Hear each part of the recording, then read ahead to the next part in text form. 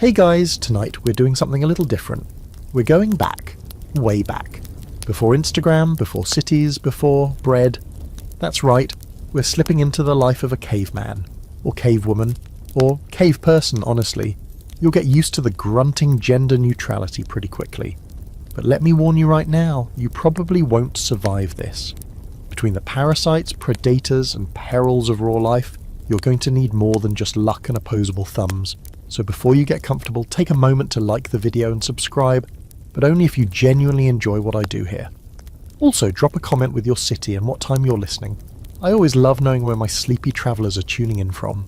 Now, dim the lights, maybe turn on a fan for that soft background hum, and let's ease into tonight's journey together. You open your eyes to a pale, smoky dawn filtering into the dark mouth of the cave. No alarm clock, no coffee brewing, just your bare skin on a hide that used to be a mammoth and still smells faintly like one. Your neck is stiff from sleeping on stone, and your hip is bruised from last night's tumble over a stray rock. This isn't a cute rustic Airbnb. This is your home. And your first thought is, am I still alive? Turns out, yes, for now. You shift your legs under the heavy pelt and feel the cold instantly cling to your skin. Your cave is deep, but it doesn't hold heat well. There's a fire pit near the centre, a scattering of bones around it, and the low huddle of your clan still asleep in nests of fur and moss. One of them snores, loudly. You have no word for annoying, but you feel it in your bones. Somewhere a baby coughs, someone farts, life goes on. You sit up slowly, bones cracking like dry branches. Every joint reminds you that the ground is unforgiving, and you haven't discovered the concept of ergonomic anything. You're somewhere between 20 and 30, which frankly is old. You've survived lions, starvation, and at least one winter that killed half the clan. Your body is covered in scars. One on your thigh from a boar tusk, one on your arm from a jealous rival. Your hands are calloused, strong and stained with dirt that's never really gone. You're not glamorous, but you are alive. The first thing you check is the fire. It's mostly ash, a faint orange glow hidden beneath last night's blackened logs. You grab a stick and blow on it, coaxing the embers like they're sacred, which to you they are. Fire is warmth, fire is cooking, fire is protection from wolves and things even darker than wolves. You learnt that the hard way when a storm doused the flames 2 winters ago. The memory of that cold eats at you faster than any saber-tooth. Outside the cave you hear the crows, your unofficial alarm system. Something is up. You reach for your club, not a cartoon club, but a heavy, carefully carved hunk of dense wood you shaped yourself. It fits your hand perfectly. It's as much tool as weapon. The noise outside doesn't feel like danger, but you never assume. That's a fast ticket to being bear food. You crawl toward the cave entrance. The stone beneath your knees is gritty, and you can feel yesterday's ash on your skin. Outside, the sky is the colour of wet bone, with a hazy orange glow where the sun is trying to rise. Trees in the distance sway gently. The world looks almost peaceful, until a loud screech tells you that something's caught a meal, or lost one. You don't investigate. You've learned not to. Curiosity is for people who don't value their eyeballs. You breathe in the air, cold and thick with the scent of damp leaves, old blood and pine. You can hear your stomach rumbling. Time to find breakfast, or, more accurately, time to hope there's still breakfast. There's no pantry, no food stash. If someone was smart, they hung the smoked meat high on a tree limb last night. If someone was dumb, or drunk on fermented berries, you'll be chewing roots for breakfast again. Back inside, more of the clan is stirring. Grunts and yawns echo through the stone. You don't talk much in the mornings. It's a mix of instinct and common sense. Language is still a work in progress, and too many words might get misinterpreted. Last week, someone grunted what was supposed to mean past the fur and got hit in the face with a rock instead. Everyone laughed except him. You nod at an older woman who's been up before everyone. She's toothless. Her face a maze of wrinkles, but her eyes are still sharp. She's survived more winters than anyone else. You used to be afraid of her when you were small. Now, you're just grateful when she throws you a scrap of dried meat she's been warming by the fire. It's tough as bark and tastes like smoke and old goat, but you chew gratefully. Protein is protein. Now that the light is better, you can see your surroundings in more detail. The cave walls are covered in soot, handprints, and the faded red streaks of past paintings. Someone drew a bison near the entrance. Likely you. on a particularly inspired night after a successful hunt. You used blood, ash and spit to mix your colours. Honestly, it holds up. You could say you're the Picasso of Paleolithic frustration. Today you're not sure what the plan is. Maybe foraging, maybe checking the animal traps you set near the stream, maybe scouting for signs of rival clans. You're always hoping for an easy day, but they're rare. Usually you're solving problems you didn't know could exist, like a broken tool, or a missing toddler, or a rotting carcass too close to camp. As you stand and stretch, careful not to trip over anyone, you feel the day beginning. No schedules, no Google Calendar, just the rising sun, your aching muscles, and the fact that everything around you either wants to eat you, steal from you, or sleep with you. Sometimes all three, but right now, in this quiet smoky dawn with the fire slowly waking and the wind just brushing the cave entrance, it feels oddly okay. Not safe exactly. Never safe, but calm. For now. Oh, and the weirdest thing, your species isn't even alone right now. You don't know it, but somewhere not too far a group of Neanderthals is waking up too. Some of them are smarter than you, some stronger. Scholars still argue about how much you two actually got along. Did you trade, do you fight, fall in love? Nobody agrees. But the point is, you're not the only flavour of human wandering the earth. Not yet, anyway. There's a moment, short, quiet and easily missed, when the whole clan is awake, but no one is quite moving yet. Just heavy blinks, scratching, stretching, the shifting of furs and limbs, as bodies remember how cold it is outside the fire's reach. You glance around at the people you know better than your own reflection. That's not saying much. You've never seen your whole face, only fragments in water or shiny stone. But these people, you know every scar, every limp, every grumble before it starts. They're your family, your team, your only insurance against an uncaring world. Your home, if you can call it that, is a shallow limestone cave pressed into the side of a cliff that overlooks a wide valley. Not too deep, so light gets in, but not too exposed either. It's drafty, damp, occasionally home to the odd bat or giant spider, which sends everyone into a panicked dance until someone smashes it with a rock. You've lived here for months, which is practically a record. The clan rarely stays in one spot this long, but the water nearby has been steady, and the animals haven't figured you out yet. You know it's temporary. Everything is. The cave smells like a combination of firewood smoke, old blood, animal fat, damp fur and human funk. It's a sensory soup you don't even notice anymore, like the background noise of your existence. You share this cave with over 20 others, children, elders, siblings, lovers, rivals. There are no doors, no private rooms. If you want alone time, you climb a tree and hope no one follows. But honestly, no one wants to be alone for too long out here. That's how you end up as a cautionary tale. You take your fur wrap and step outside, your bare feet meeting the cold stone.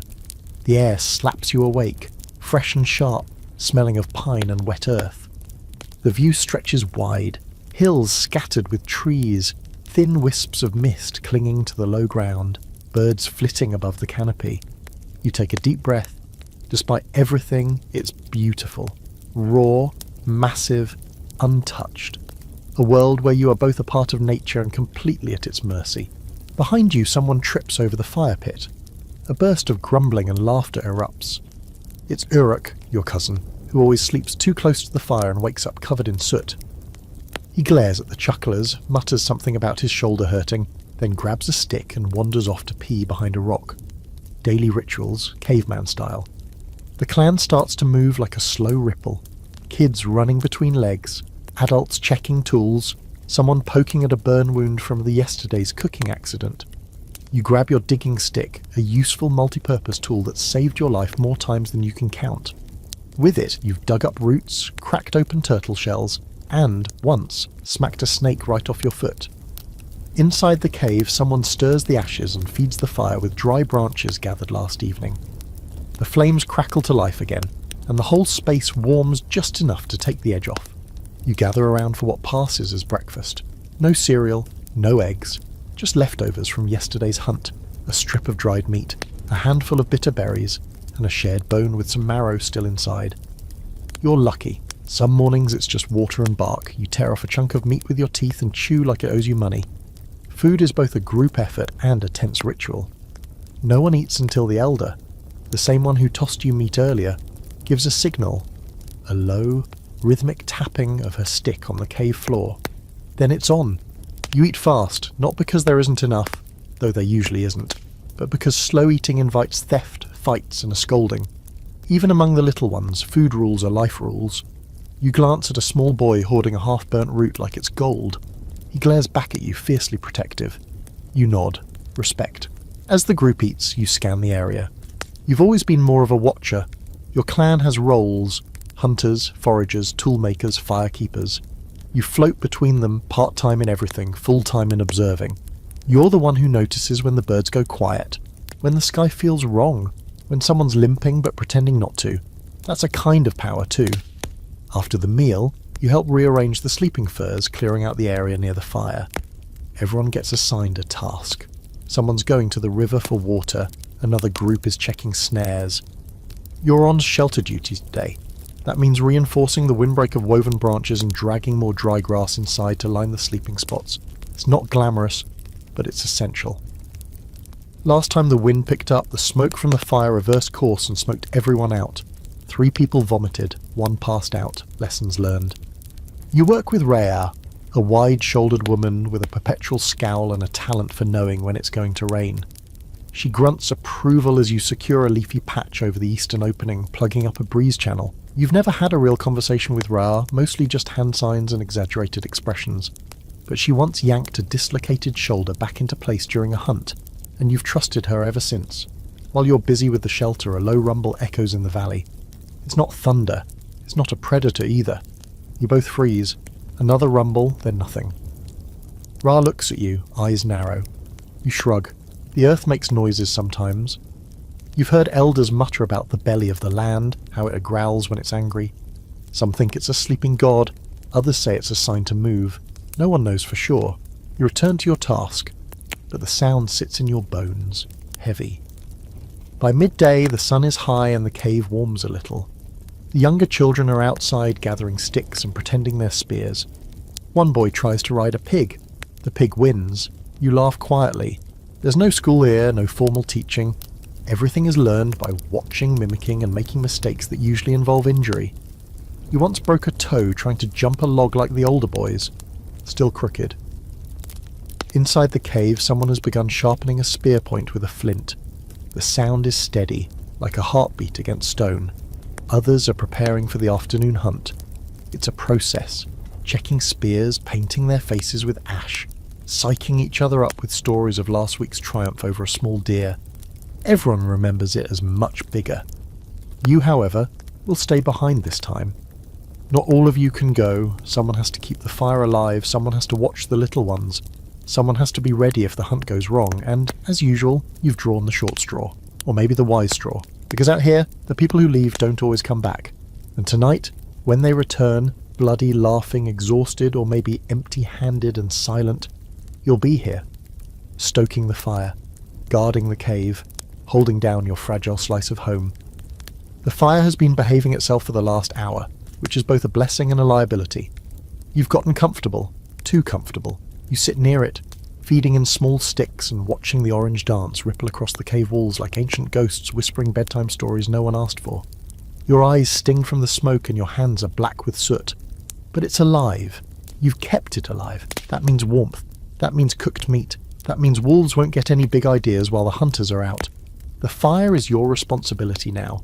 It was passed to you this morning like a sacred charge. Don't let it die. No pressure, right? The trick is feeding it just enough to keep it breathing. Not so much that you waste the precious dry wood gathered with aching backs and bleeding palms. You know how fire thinks. It's like a toddler with a tantrum, needy, brilliant, and dangerous if left unsupervised for too long. You even talk to it sometimes under your breath, telling it to stay awake, to be good. You'd never admit that aloud, but others do it too. Fire has personality. Fire has moods. Fire takes people sometimes. You still remember when the old cave flooded and the fire died during the night. That morning was the quietest you'd ever heard the clan. No one spoke. Everyone just sat there, shivering and helpless, trying to pretend it wasn't terrifying to be plunged back into cold darkness. That's when you understood. You don't survive out here because you're strong. You survive because you carry the flame. But as loyal as you are to your glowing companion, it's also kind of a jerk. Sometimes it spits at you, hot sparks that land on your arm and leave tiny blisters. Other times, it refuses to catch, like when you're out of dry bark and trying to spark it back to life with flint and hope. And once, it went wild during a windstorm and caught the edge of a fir. That was a fun night. You still have the scar on your calf to prove it. Today, though, the weather's on your side. Dry air, no wind, and no signs of anything weird in the sky. Yet. You fan the flames a little, then step away to stretch your legs. The kids have wandered down to the river with 2 older teens watching over them, barely. One is definitely asleep. You spot one of the little ones poking a frog with a stick and making high-pitched noises. You think about stopping him, then decide the frog is probably smarter than he is. As you stand there, stretching your back and rolling your shoulders, you glance toward the pile of firewood. Not good. It's down to a few armfuls. You'll need to get more soon, and you'll have to do it with one eye on the forest. The woods look calm, but they always do right before they explode with danger. You've seen people go in to grab kindling and come back running from a wildcat or a mother boar with an attitude problem. Trees don't look like death traps, but they are. Everything is out here. You sigh and head toward the edge of the clearing. You grab your digging stick, just in case you have to jab something in the eye. The path into the trees is familiar, but not friendly. Moss muffles your steps. Every branch creaks suspiciously. You collect wood like a raccoon, quick sneak snatches, alert ears, and no unnecessary movement. You've been told not to go too deep, and you won't. Not today. As you snap off a dry branch from a fallen tree, you hear a rustle. You freeze, breath caught, every hair on your neck lifting. It might be a deer. It might be something that wants to wear your skin like a coat.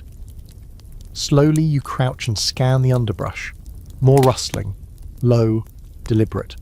You clutch your stick tighter, ready to swing or run, though running is a gamble when your ankles are always one vine away from betrayal. And then, a bird, a stupid bird. It flaps out of a bush, squawking like it's mad at you personally. You exhale hard, heart pounding. That's the thing about this life. Your nervous system is constantly revved up like a predator is 10 seconds away. Sometimes it is, sometimes it's just your own shadow doing its best to give you a heart attack. With your arms full of wood, you head back to camp. You glance over your shoulder more than once just in case the bird wasn't a decoy. Some things in the forest hunt with teamwork, and you've heard stories of eyes watching from high branches. The elders have names for them. You've never seen them. You don't want to. When you return, the fire's still burning. Relief floods you like warm water. You dump the new wood near the pit and throw a few pieces on the coals for good measure. The flames crackle higher, and the sound makes the other adults nod. Approval. Maybe even gratitude. That's rare. Most days, surviving is its own reward. Later that afternoon, a group of the elders gathers near the back of the cave to work on tool repairs. You wander over. It's one of your favourite parts of the day. There's something deeply satisfying about watching a person coax a perfect edge out of raw stone.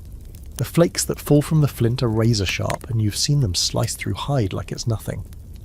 Your own favourite knife, a flat, smooth piece with one serrated side, was made during one of these sessions. You squat next to Orc, an elder with fingers like roots and the patience of a boulder. He hands you a lump of stone and grunts something that probably means, "Don't mess it up." You settle into the rhythm, strike, chip, examine, repeat. It's meditative in a weird way.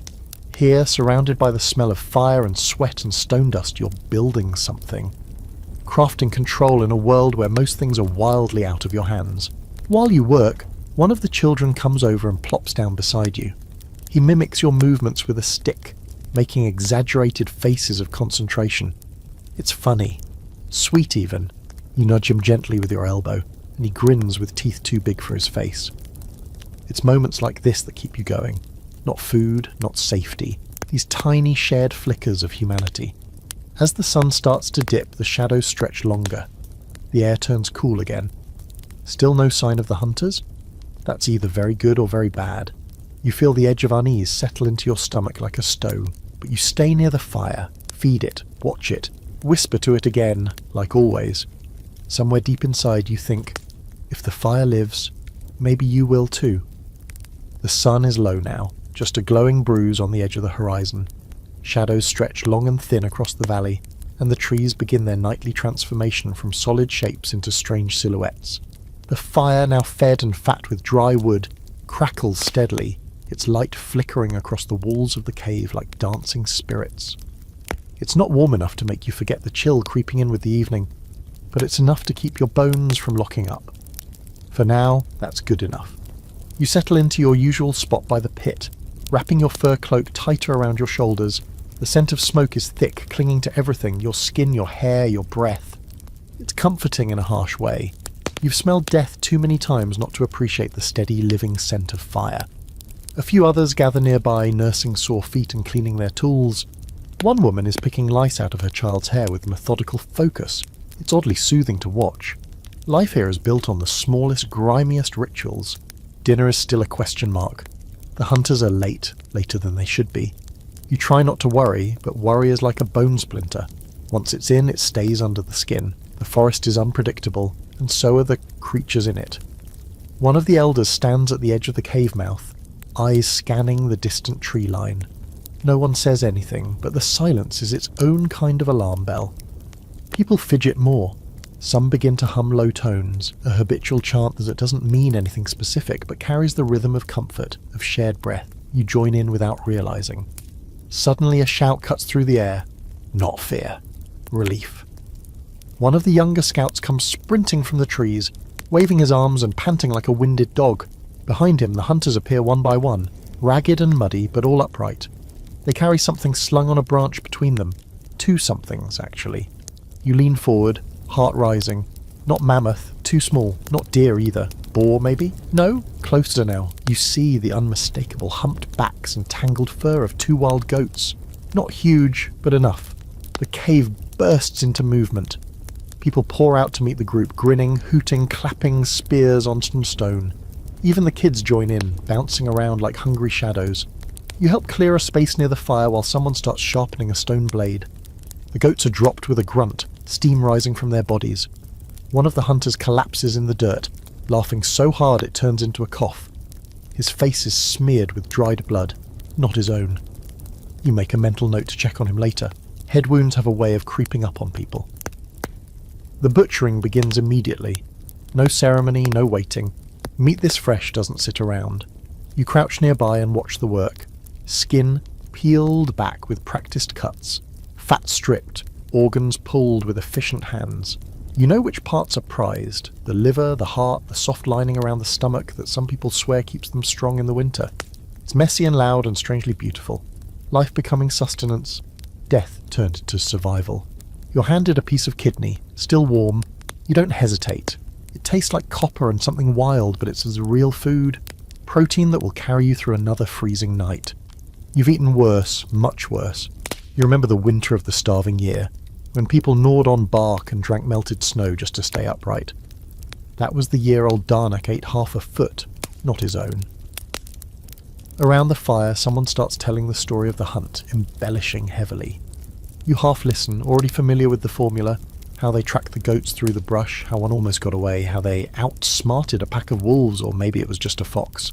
The details change each time. It's not about accuracy, it's about rhythm. You know the difference. Stories don't have to be true to be useful. As the meat roasts on a crude spit, skewered on sharpened branches over the fire, smoke thickens in the cave. People fan it away with hides, but most don't mind. Smoke keeps the bugs out. It helps mask the stench of everything else. You tear into a piece of flank and chew until your jaw aches. It's gamey and stringy, but delicious in a way that only hunger can manufacture. You don't talk while you eat. You listen. You watch. Across the fire, two younger adults are laughing too hard at something. You recognize the look in their eyes. Mating season isn't marked on a calendar here, but it has a rhythm all its own. That dance of glances, proximity, shared tasks. You've played that game too. Once or twice you've even won. You're not thinking about that tonight, though. Tonight is for fullness, for heat, for one small victory in an endless war of survival. After the meal, the bones are cracked for marrow. Tools are cleaned. The hides are set aside for tanning tomorrow. One of the older women places a piece of liver on a small stone and mutters a few words, then tosses it into the fire. An offering, or insurance, or habit. No one asks which. You just nod quietly and throw in a sliver of your own. You don't believe in the sky spirits, not really, but you've seen what happens to people who stop making offerings. Later, when the fire is reduced to embers and most of the clan is curled up in shared warmth, you find yourself alone at the cave entrance again. You sit there, knees tucked up, cloak around your shoulders, and look out into the night. The stars are spread wide above you, crisp and terrifying in their silence. You don't know what they are. No one does. The elders say they're holes in the sky where the ancestors peek through. You think maybe they're fires too, big ones, far away. You hear the occasional rustle in the dark woods beyond, not close but not far enough to forget. Something yowls, something else answers. You grip your stick a little tighter and remind yourself you have fire. You have a clan, you have a full stomach. That's more than most of the world gets.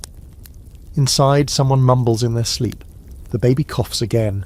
A dog-like creature you semi-domesticated months ago whines in its dreams, paws twitching. You smile. Tomorrow will be hard like every day, but you've got tonight. And tonight you have fire. Morning creeps in like a damp hand on your shoulder, cold and unwelcome. You crack open one eye to find the fire has died down to little more than a guilty memory. Just soft grey ash, and a faint whisper of heat under the charred logs. You stayed up too long last night, staring at stars you didn't understand, letting your thoughts wander too far into the dark. Now you pay for it. Your muscles are stiff, your breath is white mist, and your hide blanket has slipped down to your knees, letting in every cruel breath of the morning air. Your first move is always the hardest. Every joint in your body objects to existing. You roll to your side and push up slowly, blinking against the smoke still hanging low in the cave. Someone already started coaxing the fire back to life.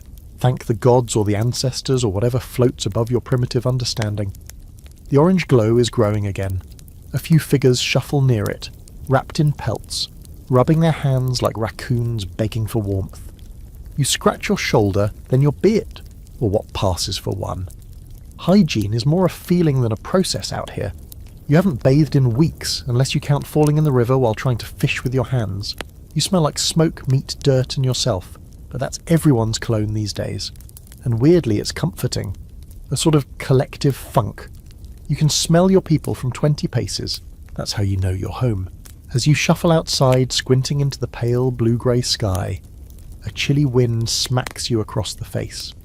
You grunt, not in anger, not in pain, just a morning grunt. The universal language of prehistoric discontent. A few others echo your sentiment from inside the cave. You spot Ra squatting near the edge of the cliff, watching the valley below like it owes her money. She nods at you without turning her head. The rest of the clan is slowly stirring. Some are stretching, others dragging half-asleep children from their furs. One small girl refuses to wake and gets poked with a stick until she finally rolls away and growls like a cornered badger. The kids got promise. Today's chores are already forming in your head. You need to check the drying rack. Last night's goat might still be edible if the bugs haven't claimed it. You'll need to go down to the river for water, and unfortunately, it's also your turn to help with clothing maintenance. You sigh. The truth is, caveman fashion isn't as exciting as movies make it out to be. You don't wear a perfectly cut single-shoulder tiger hide. You wear whatever didn't rot, tear, or get stolen by raccoons.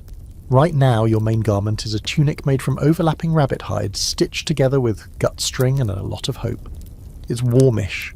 It's ugly. It sheds everywhere. You grab your sewing kit, which is really just a hollowed bone filled with fishbone needles and some sinew thread, and head over to the mending rock. There's a small group already there, patching holes and muttering complaints about how long it takes to tan hides properly. You sit beside a woman whose face is painted with a yellow streak across the nose. She's working on a wolf fur hood for her son. The thing looks amazing. You feel underdressed just sitting next to it. You inspect your own cloak, a long rip near the hem. Probably snagged it on that thorn bush during the last foraging run. You sigh again. Today's going to involve a lot of sighing and start stitching. It's slow work. You prick your finger twice, and by the third time you're swearing under your breath in grunts and clicks. The woman next to you smirks. At least someone's amused. Across the clearing, two boys chase each other, both wearing what can only be described as loincloths on their last legs. You wonder if they even notice how much of their butts are visible. Fashion standards are low, sure, but still. One of them runs headlong into the tanning rack and bounces off with a yelp. No one helps. Tough love is the only kind you get out here. Despite the mess, there is pride in your clothes. Every tear tells a story. The faded blood stain on your shoulder? That was the wildcat incident. The patch over your thigh, spear practice gone wrong. Even your foot wrappings, reinforced with bark strips and woven grass, are a minor engineering miracle. Caveman shoes are surprisingly effective unless they get wet. Then you're slipping and cursing until they dry out, which takes forever and smells like rot. You finish the last stitch and bite the sinew clean. Not bad. It won't win any prehistoric fashion contests, but it'll keep the cold off your back another week. You shake out the cloak and toss it over your shoulders just as a sudden gust cuts through the trees. Everyone winces. Time to get moving. Midday brings its own kind of chaos. The kids are whining about hunger, a pot of old stew is reheating over the fire, and someone has apparently lost a favourite digging tool. Accusations fly. A minor scuffle breaks out. You step over the bickering like it's just another part of the landscape. You've got your own mission, checking the bone needles. They're kept in a carved stone bowl near the back of the cave, wrapped in dried leaves to keep moisture out. These little tools are worth more than meat sometimes.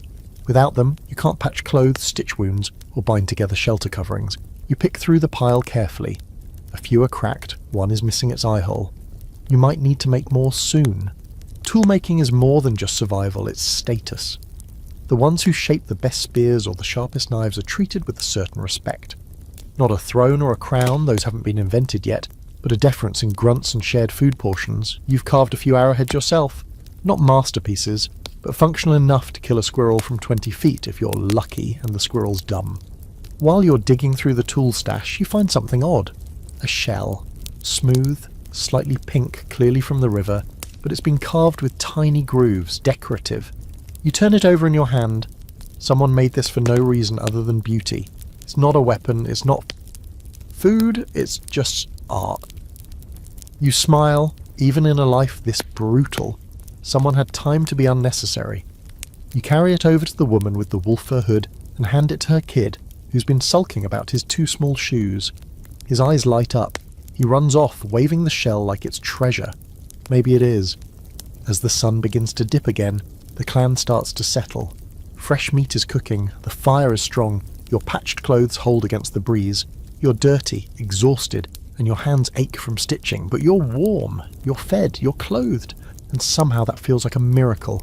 You're sitting on a flat stone near the cave entrance, scraping up a new flint blade against your thigh to check the edge.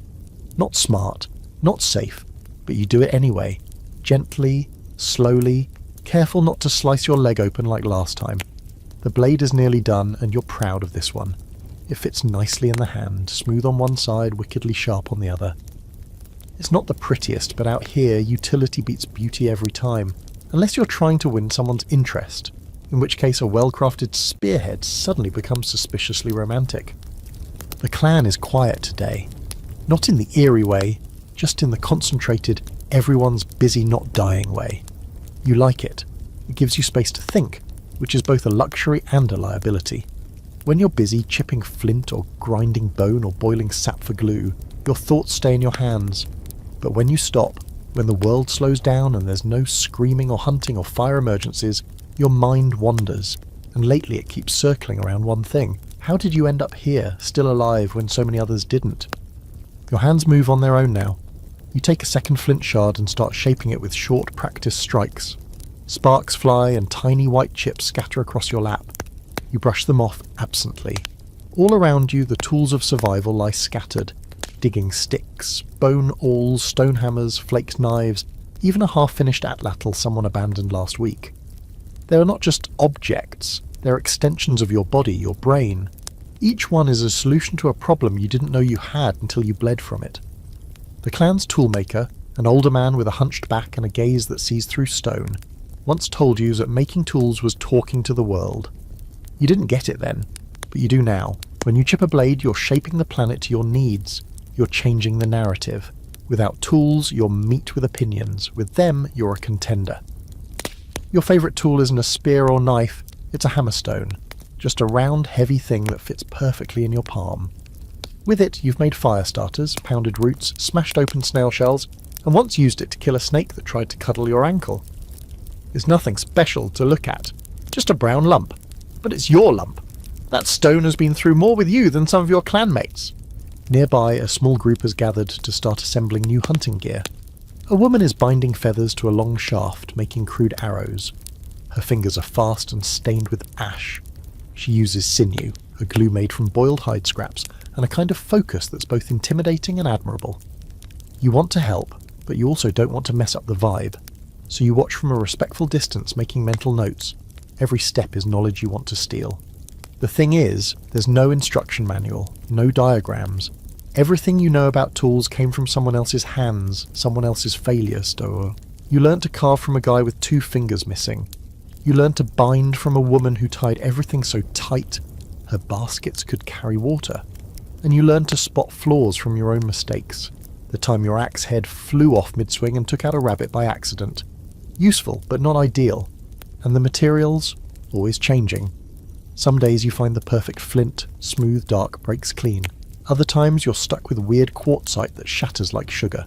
You've learned how to tell which rocks are liars. You lick them, tap them, smell them. It sounds weird, but it works. Your mouth knows more than you think. You remember the first tool you ever made. A sad little scraper that barely cut bark, but you carried it around like a trophy, showing it to everyone, waiting for them to be impressed. Most weren't, but the toolmaker laughed and said, "Better than a sharp stick." That was all you needed. Now, years later, you've got a toolkit that would make your younger self cry from pride. You even have a few pieces hidden in a personal stash under a boulder just in case. There's a funny side to toolmaking too, like the time someone accidentally invented a spoon while trying to shape a fishing hook, or when one of the kids made a sword out of a rib bone and declared himself king of the cave. It broke in 2 swings, but he still insists he ruled for a day. But not everything is fun. Tools are serious business. A cracked spear point at the wrong moment means dinner runs off or kills you. A dull scraper means your hide clothes take hours longer to prep. Every second matters. You've had days where your tools saved lives and nights where one small chip out of place nearly cost yours. You once saw a man break a blade mid-hunt and try to fight a boar with his bare hands. The boar won. He limped for months, and now his arm twitches when he sleeps. You keep that image in mind every time you inspect a finished piece. Sharpness isn't a detail. It's the difference between being the hunter or the story told around the fire about the idiot who got gored. Lately, some of the clan have started decorating their tools. Not heavily, just small carvings, notches, symbols scratched in for luck. You've done it too, even though you don't quite know why. Maybe it's superstition, maybe it's a primitive sense of ownership, or maybe it's just art creeping in through the cracks of your survival. Either way, your favourite blade has a swirl carved into the hilt. No reason, just looks cool. The sun begins to drop and your eyes sting from the light bouncing off pale stone. You shake out your hands and examine your work. 4 blades, one nearly perfect, the other's good enough. A scraper shaped from a broken chunk. A handful of sharp chips that can double as emergency knives. You wrap them in a piece of hide and tuck them away. Tools made, problem solved. Tomorrow you'll find new ones. Back in the cave, someone's starting dinner.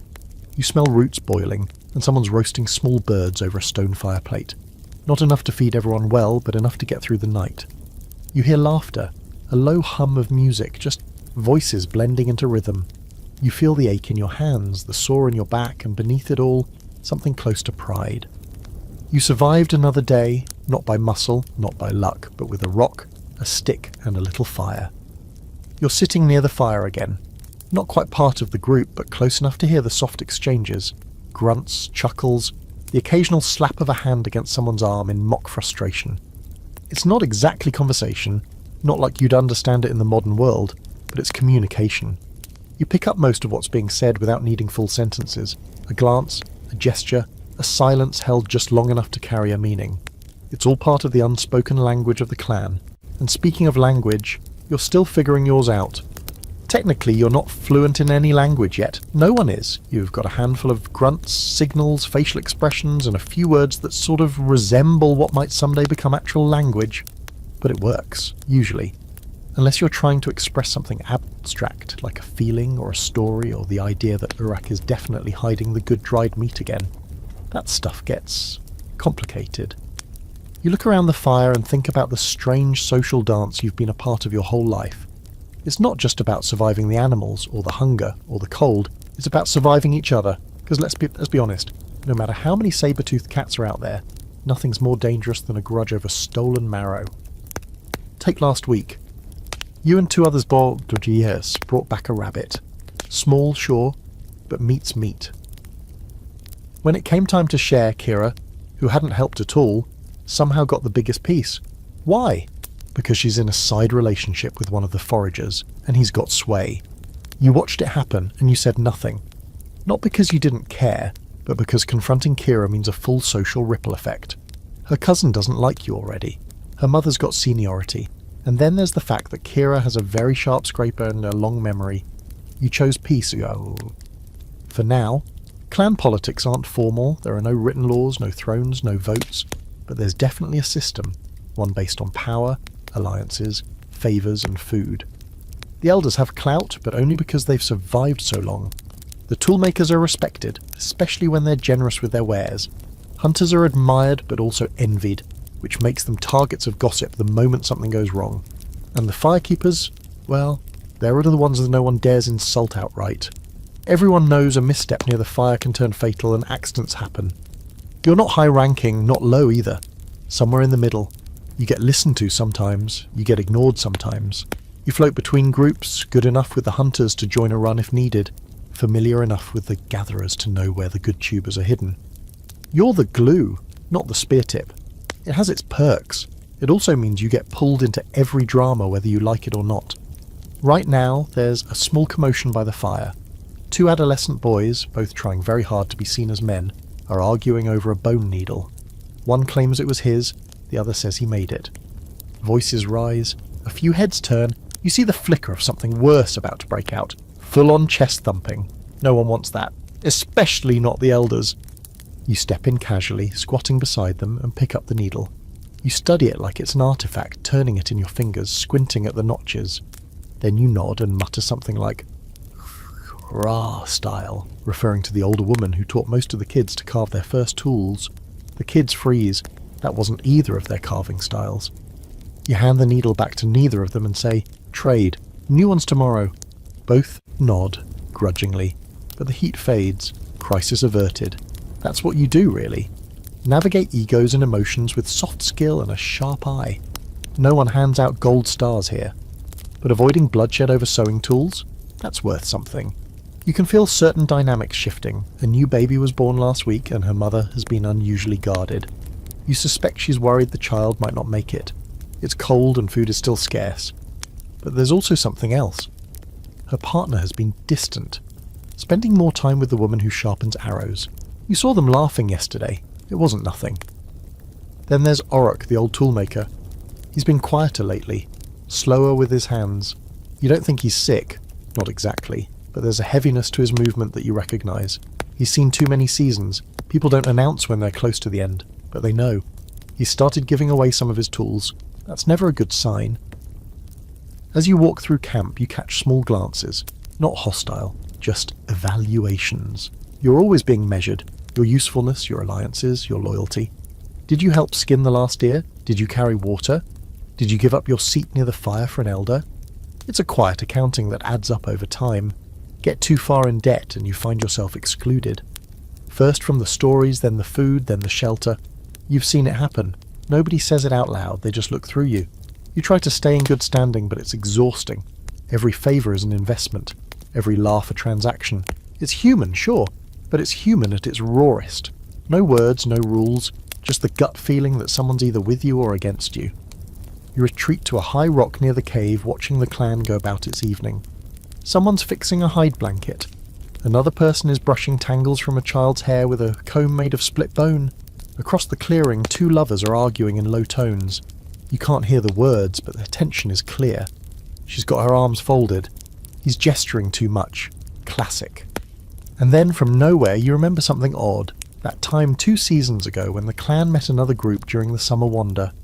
It was tense, lots of posture and raised voices, but eventually it turned into a trade. Meat for berries, tools for fish. One of their women looked at you a little too long. Nothing came of it. But your clan noticed. You didn't get invited on the next trade, you weren't told why, you didn't ask. Clan life is tight-knit and suffocating all at once. There's comfort in the togetherness, but no privacy. Every mistake is remembered. Every favour is owed. Every shared pelt is another layer of complexity. You've learnt not to get too comfortable with anyone, even the ones you trust, especially the ones you trust. Still, you wouldn't trade it. You've seen what solitude looks like out here. Wanderers, lone survivors, desperate and half-starved. You once saw a man who'd been alone for so long he barked at people instead of speaking. He didn't last long. The forest doesn't like loners, neither do people. So you stay in the mix, manage the tension, ride the currents of primitive politics like a cautious swimmer. And at the end of the day, if you've avoided conflict, kept your skin intact, and made two people laugh, you've done all right. You belong here, even if it's complicated. The smell hits you before anything else. Berries, smoke, and something faintly metallic. You glance over to see two children smearing red pulp on the cave wall, giggling through sappy fingers as they slap their hands into the pigment. One of them leaves a full palm print right over last week's mammoth sketch. You sigh, not because you're annoyed, but because the whole wall is slowly turning into a prehistoric version of graffiti, and secretly you kind of love it. Cave art isn't just decoration. It's not for tourists, it's something deeper. You don't have a word for expression or spirituality, or what do I do with this growing sense of meaninglessness? But that's basically what it's all about. When the fire's low and the meat's eaten, and you can hear the distant howls of wolves that won't quite come close, this is how you spend the silence. You paint. You grab a hunk of charcoal from the edge of the fire pit and walk over to a clear patch on the wall. The stone is cold, slightly damp, but smooth enough to work with. You kneel down and press the charcoal to it. Your first lines are simple, quick strokes, practiced. You've done this before, a line for the back of a bison, a curve for its belly, arcs for the horns. Before long, it starts to take shape. Others drift over, watching in quiet approval. No applause, no compliments, just a shared breath, a small reverence for what's being made. Someone passes you a bowl of ochre paste, reddish and gritty, and you dip your fingers into it, smearing shadows beneath the legs to make it look like the bison's moving. Running even, you add motion lines, dust from the hooves. You're improvising, sure, but it feels right. Art here isn't just about animals or hunting. Sometimes people sketch handprints, sometimes stick figures, sometimes spirals that seem to mean nothing. You once drew a storm cloud over a person's head and got weird looks for days.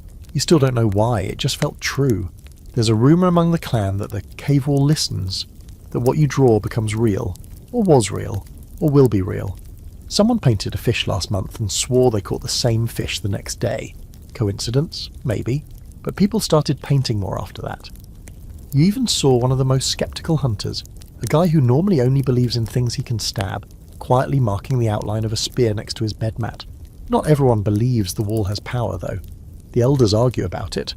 Well, not argue, more like grunt disapprovingly in different directions. Some say it's sacred, some say it's a waste of berries and ash. Others don't care as long as it keeps the kids from eating the paint. But you believe a little.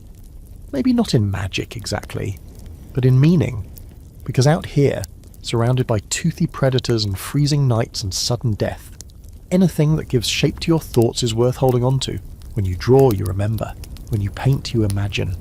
You once tried to paint your dreams. They don't make sense. Strange people, floating trees, a moon that fell and bounced like a fruit. But you drew it anyway. The others laughed, but you caught one of them copying the moon into their own picture the next night. Maybe no one understands what dreams are, but everyone has them. You've heard the elders say dreams are where the spirits whisper. You're not sure. Sometimes you think they're just the brain's way of making sure you don't lose your mind. Today, someone starts chanting softly as you paint. A slow rhythmic hum that rises and falls like breathing. Others join in. It's not a song in the way you'd recognise, but it's a pattern. A shared vibration. You hum too, without knowing what you're adding. It doesn't matter. The sound builds around the art like a fog, and for a moment the cave feels more like a cathedral than a shelter. Then someone sneezes, and the moment breaks. You lean back from the wall and inspect your bison. It's lopsided, sure. The legs are a little weird, but it looks alive. That's enough. You wipe your fingers on your tunic, leaving new stains to join the old ones. One of the kids tries to add antlers. You don't stop them. Nearby, an older man with missing teeth is preparing a different kind of art. Ritual objects. He's carving tiny notches into a smoothed femur, counting out the marks with his thumb. You're not sure if it's for measuring time or days or some kind of story. No one agrees on what the notches mean. Some think they're counting moon cycles. Others say it's a tally of kills. One theory you've heard is that it's a map to somewhere, though where you'd go that's better than this place is anyone's guess. Rituals are strange like that. Half belief, half repetition. You burn herbs because someone once said it scares away the spirits. You place stones around sleeping spots to keep out nightmares. You leave bits of meat for the dead. It's all part of the rhythm of life here, practical in its own impractical way. There's a specific area deeper in the cave where people only go during certain times. The elders painted there years ago. Giant shapes, distorted figures, handprints over handprints, layered so thick the wall seems alive. You visited once during a coming-of-age ritual. You were given a smear of ash on your forehead and told to touch the wall. It felt warm. You're not sure if it was heat from the fire or something else. You haven't gone back since. Tonight, someone suggests a story. Not the funny kind, not the one about the guy who accidentally stabbed himself while showing off a new spear. A real story, one that explains the world. You all gather near the fire. The old woman who speaks for the spirits begins. She points to the stars, well, the ceiling, but you know she means the sky, and grunts about the time before time. A great bird carried fire in its beak. It dropped the fire into the ocean. The fire turned into fish. The fish learned to walk. One became your ancestor. No one laughs. Not because they believe it word for word, but because it matters. The story is older than any of you, maybe older than the fire itself. And when she finishes, the silence afterward is thick with meaning you can't explain. You curl up by the fire later, thinking about your bison on the wall, your dream moon, the stories that swirl around you like smoke. You're not just surviving, you're remembering, imagining, creating, and in this strange, dark, cold world, that might be the most human thing you do. Morning begins with the sound of a shout, sharp, urgent, and definitely not part of the usual wake-up routine. You bolt upright, heart slamming into your ribs like a startled deer, and scramble for your digging stick. All around you, others are doing the same, grabbing spears, fumbling for blades, ducking low as the early light cuts through the cave entrance in slanted streaks. You catch the scent of blood on the air before you even reach your feet. Outside, it's chaos. Not war, not yet, but a tangle of voices and bodies moving too fast to make sense of. Then you see it. A goat, or what used to be one, half dragged into the camp by two hunters with panic in their eyes. The animal's belly is torn open, ribs exposed like snapped branches, and its legs dangle limply, eyes glassy. You've seen kills before. This wasn't a clean one, and it wasn't human. Everyone circles around it, tense and whispering. The marks are deep, long slashes, not bite marks, and not the kind of precision that comes from stone blades. Something with claws did this, something that wasn't hungry enough to finish the job, which means it was interrupted, which means it might still be close. The theory arrives unspoken and lands on everyone at once. Heads turn toward the forest. You feel the group shift as one body, instinct humming between you like shared breath. Someone says the word, low, half-gasped. Cat. Big cat. Not the usual kind, one of the others, the silent stalkers with yellow eyes that don't blink and teeth longer than your hand. You've heard the stories. You've smelled the corpses. You've seen the claw marks carved into tree bark like signatures. Now you know this one is hunting nearby. The elders spring into action, not with orders, no one really gives those, but with gestures, glances, and motion. The cave becomes a hive. Children are moved deeper inside, fires are stoked high, not for warmth but for light. Hunters prep spears, and you're handed one without asking. It's heavier than what you're used to. This one's made for stopping power. You help arrange a perimeter of smoke branches and sharpened sticks near the cave entrance. It's not much. If the beast wants in, it'll get in. But it buys you time, and that's all you ever get in this life. Seconds, if you're lucky. The rest of the day is thick with tension. Nobody forages, nobody leaves the clearing. Every shadow feels like it's watching you. A rabbit scampers from under a log, and 3 spears fly before you realise it's harmless. The rabbit doesn't make it. You cook it quickly and eat in silence, but the meat sits wrong in your stomach, heavy and sour. The sky grows darker than usual, thick clouds rolling in from the west, casting the valley in deep greys and browns. You feel the wind shift. Everything's unsettled. You've seen storms, you've seen sickness, but nothing feels like this. This feels personal. Later, someone notices tracks. They are faint, barely imprints on the outer edge of the clearing, but they're fresh. You crouch to examine them, wide pads, deep claws, the kind that don't retract. No question, it was here, watching, close enough to smell you. You try not to picture it in the trees, licking its teeth. The group tightens that night. Sleeping arrangements are compact, everyone pressed shoulder to shoulder around the fire. No one wants the edge. You trade spots with someone quietly, giving an elder the centre. You get the outer row, but you don't sleep. Not really. Every sound makes you flinch. The crackle of wood, the groan of wind, the whimper of a dreaming child. Your spear stays in your hand, knuckles white. Somewhere deep in the night you hear a scream, not human. High-pitched, warbling, cut off too suddenly. A deer, maybe. Or something pretending to be one. You don't go check, no one does. You stay by the fire and let your skin crawl. By morning the air is thick with fog. Your breath vanishes into it instantly.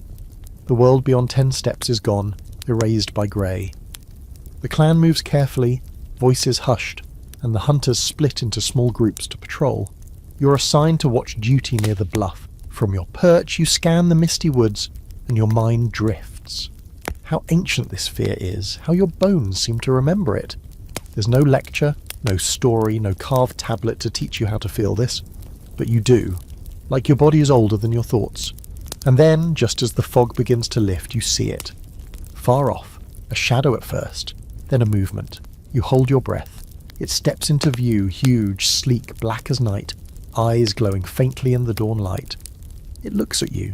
You don't move, you don't blink, it doesn't growl, doesn't leap, just watches, and then it turns and vanishes into the trees. When you return to the cave, you don't tell everyone, just a few. You draw the tracks in the dirt. You point to the woods. You grunt once, low and firm. They understand. The cat isn't hunting for food. It's watching, waiting, picking someone off eventually. That's what they do. The decision comes quietly. Tomorrow you move. You'll leave the cave, pack what you can, carry the fire, find another shelter. But tonight, you'll stay one more night. You sleep lightly, head resting on your spear, knowing that survival isn't just about strength. It's about seeing what sees you and living anyway. The day begins with no sun, just a bruised sky heavy with grey, as if even the heavens aren't sure this is a good idea. The decision was made last night, low and quiet around the fire. Today you leave the cave. After months of calling it home, you're packing everything that matters and walking away. And what counts as everything in your world? Furs, tools, what meat you can carry. Fire, cradled in a carefully layered bundle of moss and dung that someone will guard like a newborn. The rest? The familiar scratches on the walls, the shape of sleeping spots carved into stone, the echoes of laughter and arguments. It stays behind, like a phantom limb you'll feel long after it's gone. You tie your bundle with a strip of sinew and glance around one last time. The handprints on the cave wall stare back, silent witnesses. The half-finished bison sketch you were so proud of now looks like a goodbye letter. Your sleeping space, once warm with shared body heat, now feels cold, abandoned even before you've left. The fire, still burning low in the centre, flickers like it knows it's about to be uprooted. You can't take the cave, but you can take the flame. There's a rhythm to departure that's older than speech. Everyone moves in practiced silence, communicating with brief nods, pointing, a clicks of the tongue here and there. Children are wrapped in furs and hoisted onto backs. Old ones grip walking sticks. You're on perimeter duty, watching for the big cat that convinced you to leave in the first place. You haven't seen it again, but the forest has that charged feeling, like a held breath waiting to collapse into chaos. The march begins at a slow pace. Your feet find old tracks in the dirt, paths worn smooth from years of repetition. The woods stretch out ahead, quiet and alert. Every branch you snap feels too loud. You move like prey even though you're technically the apex predator here, except of course when something hungrier decides otherwise. The children whine at first, but they're quickly hushed. Not by threats, but by looks. You don't speak during migration. It's superstition, sure, but also tactical. Noise draws attention. And stories say the spirits of the forest don't like to hear people leaving homes. They get jealous. You've done this walk before, many times. Seasons shift, animals migrate, water dries up, a cave becomes a trap instead of a refuge. You adapt or you die. It's that simple. But that doesn't mean it gets easier. Every step is a gamble. You don't know if you'll find shelter tonight, or tomorrow, or at all. By midday, the sun tries to break through the clouds and fails. You stop at a stream to drink, cupping muddy water in your hands, taking quick sips before passing the space to someone else. No one lingers. You chew a bit of dried root to keep the hunger down. It doesn't help much, but the bitterness keeps your mind sharp. You keep walking. Around you, the world hums with hidden things. You hear the flutter of wings above, the crackle of a lizard darting under leaves. Somewhere, something howls, far away but moving closer. You grip your stick tighter. You know how this goes. Migration is an invitation to predators. You smell tired. You look slow. You sound like lunch. You try not to think about the last time someone didn't make it. It was during a river crossing swollen with spring flood. The current caught one of the boys, dragged him under. He wasn't strong enough. And by the time you reached the other side, there was no going back. The river took him. You built a cairn of stones that night. Some cried. Most just sat in silence. Grief out here isn't loud, it's practical. You can't afford to fall apart when there's still walking to do. This time the group holds together. You're making good distance. No sign of the cat, no sign of rival clans either. That's always a risk. Another group, territorial and desperate, might see your fire as something worth taking. You've seen what that looks like. Spears in the dark, screams, blood spilled over nothing more than a carcass or a fur. You keep a flint blade tucked in your belt just in case. By late afternoon, the mood begins to shift. The woods start thinning, the ground levelling out. And then someone calls out. A sharp whistle, the good kind. Up ahead, a ridge, and beyond it a cave. Not a deep one, not like the last, but it's dry and defensible. You feel the group exhale, a shared release of tension that had been wound into every bone since you left. You climb the ridge slowly, knees aching, and reach the top. The cave sits nestled into the hill like a mouth just barely open. Trees surround it on three sides. There's a small clearing in front scattered with flat stones, good for fire pits. You see signs of animals, but no tracks too fresh. You breathe in through your nose, no rot, no predator musk. It might just work. The clan fans out, exploring the edges, checking for threats. You do the same. Inside, the cave is shallow but wide enough to sleep everyone if you stack tight. The ceiling is low near the back, perfect for heat retention. It's not perfect, but out here nothing is as. That evening, the fire is rebuilt. The ember carried from the old cave is coaxed back to life with dry bark and careful breath. When it finally catches, everyone watches in stillness. That flame is more than warmth. It's your continuity. It means the move wasn't a death sentence. It means you still exist. You unroll your sleeping hide, stiff with old dirt and faint smells of past fires, and press your back against the new wall. The stone is unfamiliar, cold in a different way, but the sounds, crackling fire, low hums, a few exhausted grunts, those are the same. You begin scratching a new mark on the wall with a bit of charcoal. Nothing fancy, just a dot, a place to begin again. Later, when the others are settling down, someone starts a low chant. Not a song exactly, more like a memory turned into sound. You close your eyes. The day's aches ripple through your body, but you don't care. You're not in love with this new place, but you'll make it yours. Give it time, paint on the wall, bones in the fire, laughter in the shadows. You're a caveman. This is what you do. You lose homes, you make new ones again and again, and every time the fire comes with you. You don't sleep much that night. The new cave creaks and sighs in strange ways. Wind sneaks in through a narrow crack in the back wall and whistles like a ghost who doesn't know the words. Your spot on the floor is lined with pine needles, which smelled nice earlier, but now poke at your back like judgmental splinters. You roll over a few times, trying to avoid a stone that seems determined to jab you in the kidney. Eventually you give up and sit up, blinking in the dim light of the slowly dying fire. There's something about sleeping in a new place that puts your instincts on high alert. It's not just the unfamiliar walls or the smell of untouched earth. It's the creeping idea that maybe something else found this cave before you. Maybe it left. Maybe it didn't. So you keep a hand on your stick and an ear tuned for things that go scritch in the night. Morning crawls in without ceremony. A thin ribbon of light spills across the cave floor, painting the clan in streaks of pale gold and deep shadow. No roars, no screams, no big cats lurking in the corner. Just silence stretched out like a taut rope. You exhale, still alive. Not eaten. A win. The first real activity of the day begins with a search. For food, for threats, for signs that this new spot might kill you faster than the last one. You volunteer to scout, mostly because you need to move.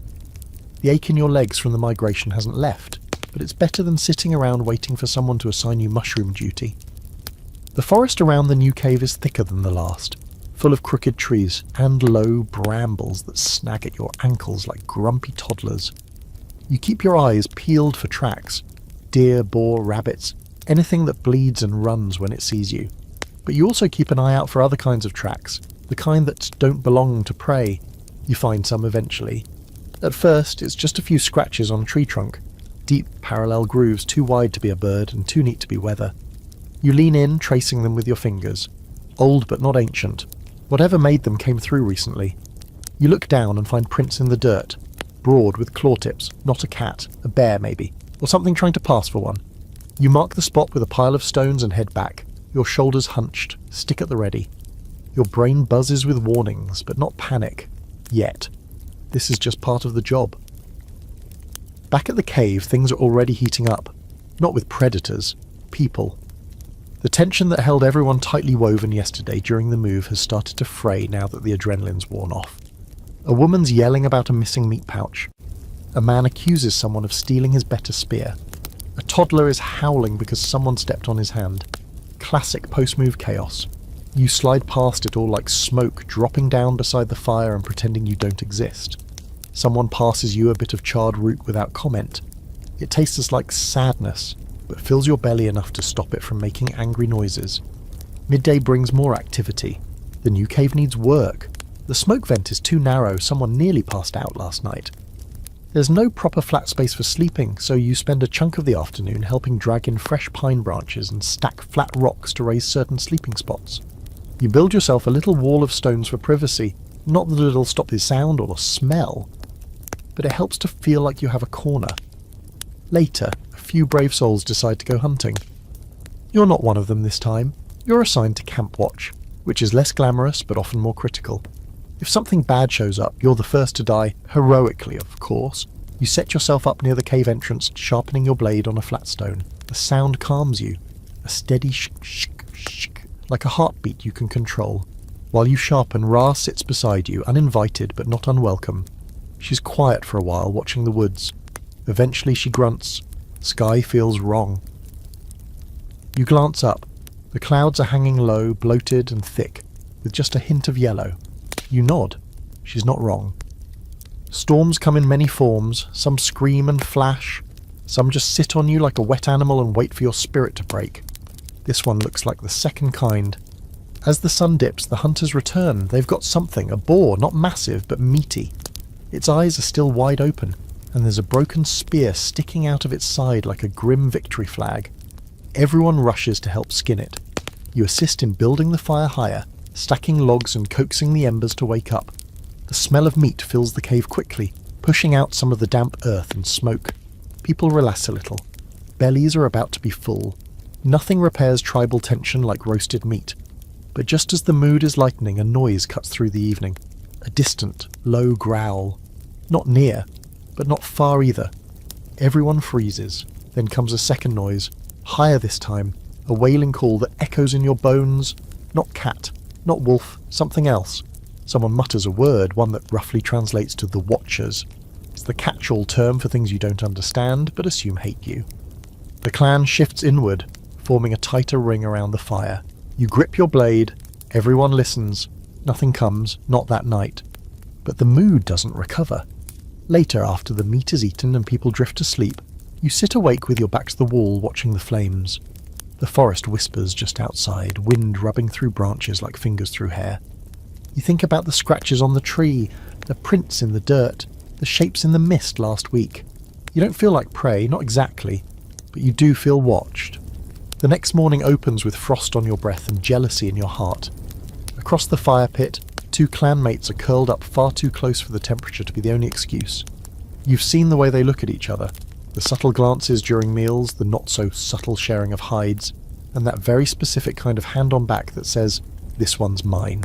It's not exactly love as you'd understand it now. No candlelit walks, no poems, no promise rings. but it's a bond, and in this brutal life, any kind of bond looks a lot like magic. You roll over onto your side, wrapping your hide tighter, pretending the stone beneath you is softer than it is. Your own romantic situation is, let's say, fluid. In your clan, exclusivity is as negotiable as firewood. Some people form tight pair bonds, others swap partners like trading beads. It depends on the mood, the season, the level of drama currently boiling under the surface. You've had moments, short stolen connections huddled in the dark, fumbling touches behind trees, but nothing that's stuck. And maybe that's fine, but also maybe it's not. You stretch, rise slowly, and join the early risers around the fire. The couple is already gone, off fetching water, or maybe just enjoying alone time before the gossip can catch up. One of the elders passes you a piece of roasted root. You chew it absent-mindedly, thinking about last night's wailing sound, thinking about the way the wind carried it into your dreams like a voice calling your name. Someone clears their throat behind you. You turn to see Vark, tall, quiet, annoyingly well-muscled, for a guy who spends half his time napping under trees. He gives you a look, not unkind, just curious. There's always been a strange tension between you two, not hostile, not warm, somewhere in the awkward middle. Sometimes you think he might hate you, other times you catch him watching you like he's memorizing your shape. You grunt a greeting. He nods. Then he's gone, back into the woods with a spear and no backup. That's Vark's way. Solitary, reckless, possibly doomed to die dramatically. You envy it, a little. Later, during pelt prep, the subject of mates comes up, not formally, just as a grumble. Kira, as usual, leads the charge. Reika has 2 now, she says, not bothering to whisper. 2? As if one wasn't enough to share food with. She brings back more food than him, someone replies.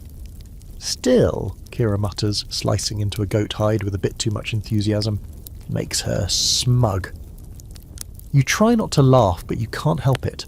Pair bonds, flings, whatever you want to call them, they're a constant source of tension. There are no formal rules, no marriages, no ceremonies, but jealousy, that's definitely a thing. You've seen people refuse to hunt together for weeks after a shared mate chose one over the other. You've seen punches thrown over hand-holding. One time a man threw a whole bird into the fire because someone kissed his favourite cuddle partner. It was a good bird too. Tragic.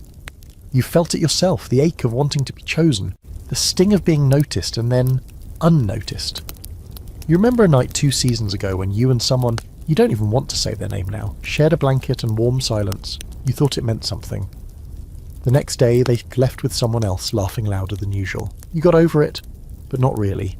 It's hard to forget warmth in a world so cold.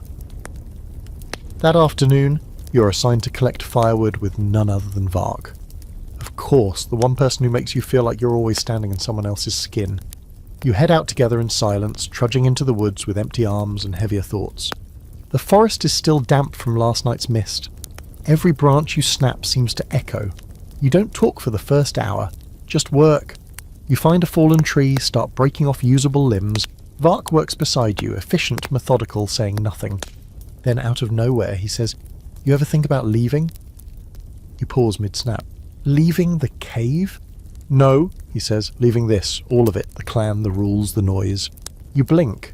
It's a bold question, dangerous even. You glance around, making sure no one followed. You lower your voice. Sometimes he looks at you, eyes unreadable. "I don't think I'd last a week." You laugh, dry and sharp. You wouldn't last 2 days. He chuckles, and for the first time in a while the tension between you thins. You pile up the wood in a sling and start the walk back. You don't touch, but your steps match. That's something. When you return, the fire's grown low again. The smoke is thick. People are starting to settle into their night routines, picking lice, sharpening tools, grumbling about how the new cave smells worse than the old one. You take your seat and start working a fresh scraper out of flint, but your hands are slower. Your thoughts are elsewhere. The couple from this morning is already curled up together. Someone new is lying beside them now, probably just for warmth, but the way the first one rests a hand on their hip says otherwise. You don't feel angry, just tired. Tired of wondering if you'll ever find someone to lean against at night. Someone who reaches for you in their sleep, someone who grunts when you laugh and means it like a smile. The fire pops, sending a flare of sparks into the air. You stare at them as they rise and vanish, like feelings, like hope. You glance at Vark. He's sitting across from you, pretending not to look your way. He's bad at pretending. Maybe nothing will ever come of it. Maybe everything will. But tonight at least you're seen. And for a caveman, that's enough to make it through the dark. The baby goes missing just after dawn. One moment she's nestled between two sleeping pelts, cheeks smushed, snoring softly like a miniature warthog. The next, she's gone. And the whole camp ignites like dry tinder in a lightning storm. You're not even fully awake when it starts, just rubbing the grit from your eyes, reaching for your morning root, when a piercing wail erupts from the cave. Her mother, young, loud, and already halfway into a breakdown, stumbles into the clearing, eyes wide with panic, voice cracking as she points to the empty bundle where her daughter should be. Everyone drops what they're doing. You choke on your root. Losing a child out here isn't just tragic, it's deadly. The forest doesn't care about the age of its victims. In fact, it might prefer the small ones. Less fuss, fewer claws needed. You've seen what happens when little feet wander into tall grass. Sometimes the only thing that returns is a scrap of hide or a trail that ends in claw marks and silence. Without speaking, the clan splits into search groups. You grab your stick, tighten your belt, and sprint toward the woods in a group of 4. No time for ceremony, no time to think, just run.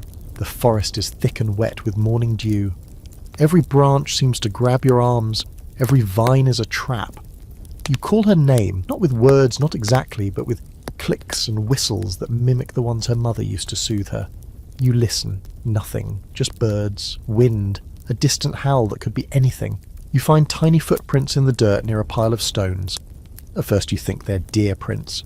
Then you see the shape of a toe. Your heart jumps.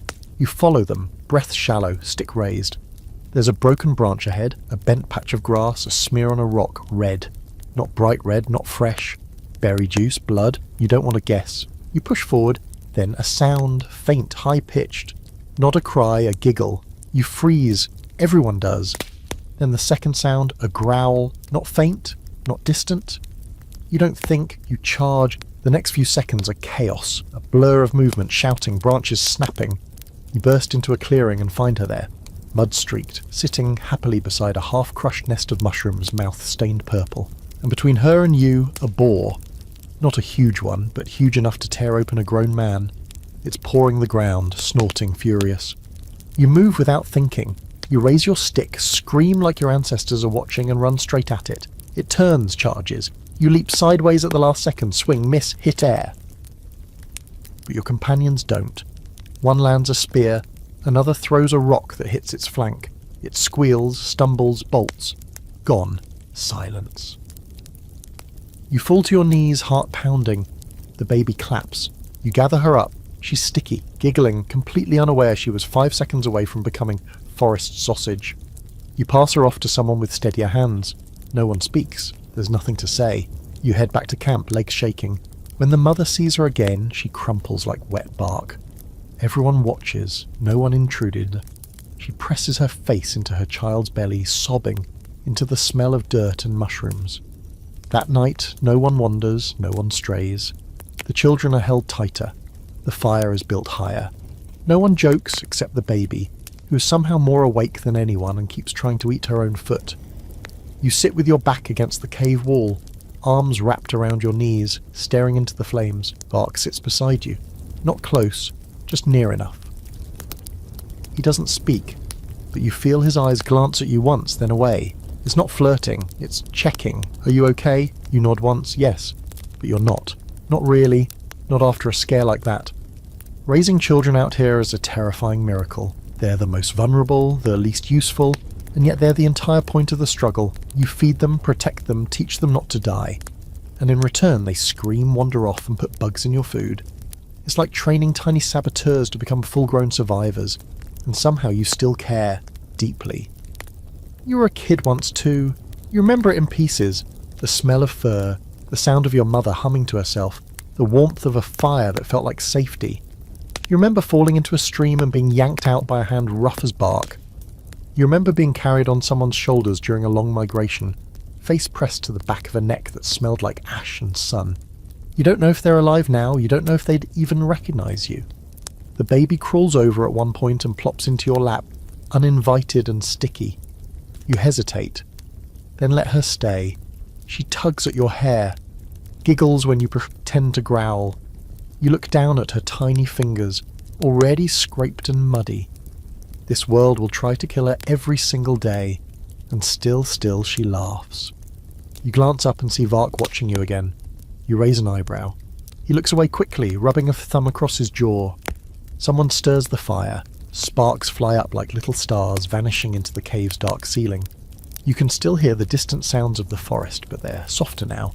You shift the baby off your lap and curl up in your furs. She wanders back to her mother, who's finally asleep. The child lies down beside her and closes her eyes without fear. You listen to her breathing and wonder what she'll grow into. Will she be a gatherer, a hunter, a firekeeper? Will she survive long enough to even decide? Or will she become one more story told around the fire, whispered in low tones to warn others? You close your eyes and hope, not for safety. That's too much to ask. You hope she lives long enough to laugh again tomorrow. It starts with a scratchy throat. Not enough to panic over, just a raw tickle that makes you cough once or twice while you're hauling stones to reinforce the new cave wall.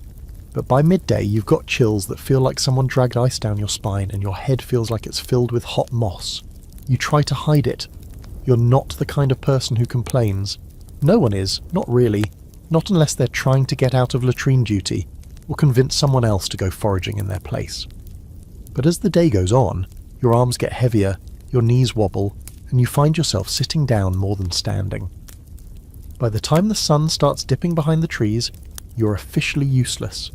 You try to eat a bite of roasted tuber and gag. Your whole body is sweating but cold, and you can feel something crawling under your skin that isn't there. You lie down near the fire and pretend you're just resting. You're not fooling anyone.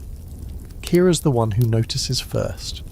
She crouches beside you, makes a face like she's just sniffed something rotten, and presses a hand to your forehead. Her fingers are like river stones, cool and solid, and when she pulls them back, her eyes narrow. "Hot," she mutters, which in caveman medical terms is basically a diagnosis of doom. Within minutes, you're being dragged deeper into the cave by two reluctant volunteers and wrapped in every hide they can find that doesn't smell like wet animal. The clan has a system for this, the sick corner. It's a shadowy part of the cave with poor airflow and plenty of smoke, which someone once claimed helps drive out spirits, but mostly just makes you feel like you're suffocating next to a campfire. Someone stuffs a wad of chewed root into your mouth and tells you not to spit it out. You spit it out anyway. It tastes like feet and regret. Someone else rubs a sticky brown paste onto your chest that smells like the inside of a dead tree. You're vaguely aware of someone chanting nearby, probably the old woman who doubles as the healer and the storyteller, and the unofficial judge of moral behaviour. She shakes a bundle of dried grass over your head and spits into the fire. You want to tell her to aim better, but your tongue isn't working properly anymore. Then the dreams begin. You're floating through the trees, your feet never touching the ground.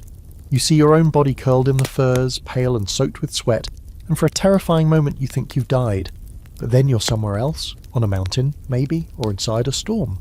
Faces appear, the ones you've lost, the ones you've never seen. They speak in no language you understand, but you feel what they mean. Stay, fight, burn through it. Your body aches in waves, your joints are on fire, your stomach knots so hard you retch into the corner. Someone wipes your face, you're too delirious to see who it is, but their hands are gentle. You want to say thank you. You want to say something clever. But all that comes out is a sound like a dying goat. This goes on for days, maybe more. Time loses its grip on you. You drift in and out of dreams, some terrifying, some oddly peaceful. You see the fire growing taller than the trees, turning into a giant bird with wings made of ash. You see the clan without you, moving on, forgetting. You see your body as bones, painted red and laid in the earth. You feel your own funeral, but you don't die. One morning, you open your eyes and the fire looks smaller. Ooh. You blink. Your head still hurts, but less. Your stomach doesn't flip at the smell of food. Someone's kneeling beside you, offering a cup made from a hollowed gourd. You take it. Your hands are shaking, but you drink. Water has never tasted so good. For the first time in what feels like forever, you sit up. The world tilts and your back screams, but you're upright. Alive, sweaty, weak, and smelling like a corpse, but alive. You smile, barely, and lean back against the stone wall. Someone brings you a handful of cooked bark and mashed berries. You chew slowly. It tastes like life. Later that evening, the rest of the clan passes by your spot. Some nod. One gives you a half smile. No one says much, but you can tell they're relieved. You are close to going where the ancestors live, where people speak only in grunts and the wind carries your name. But not yet. Not today. Kira stops by last, drops a few herbs at your feet and mutters, "Next time say something sooner." Then she walks away before you can grunt a thank you. Classic. Recovery is slow. Your body feels like someone beat it with a mammoth femur. But you sit near the fire again, stretch your arms, take small bites of food.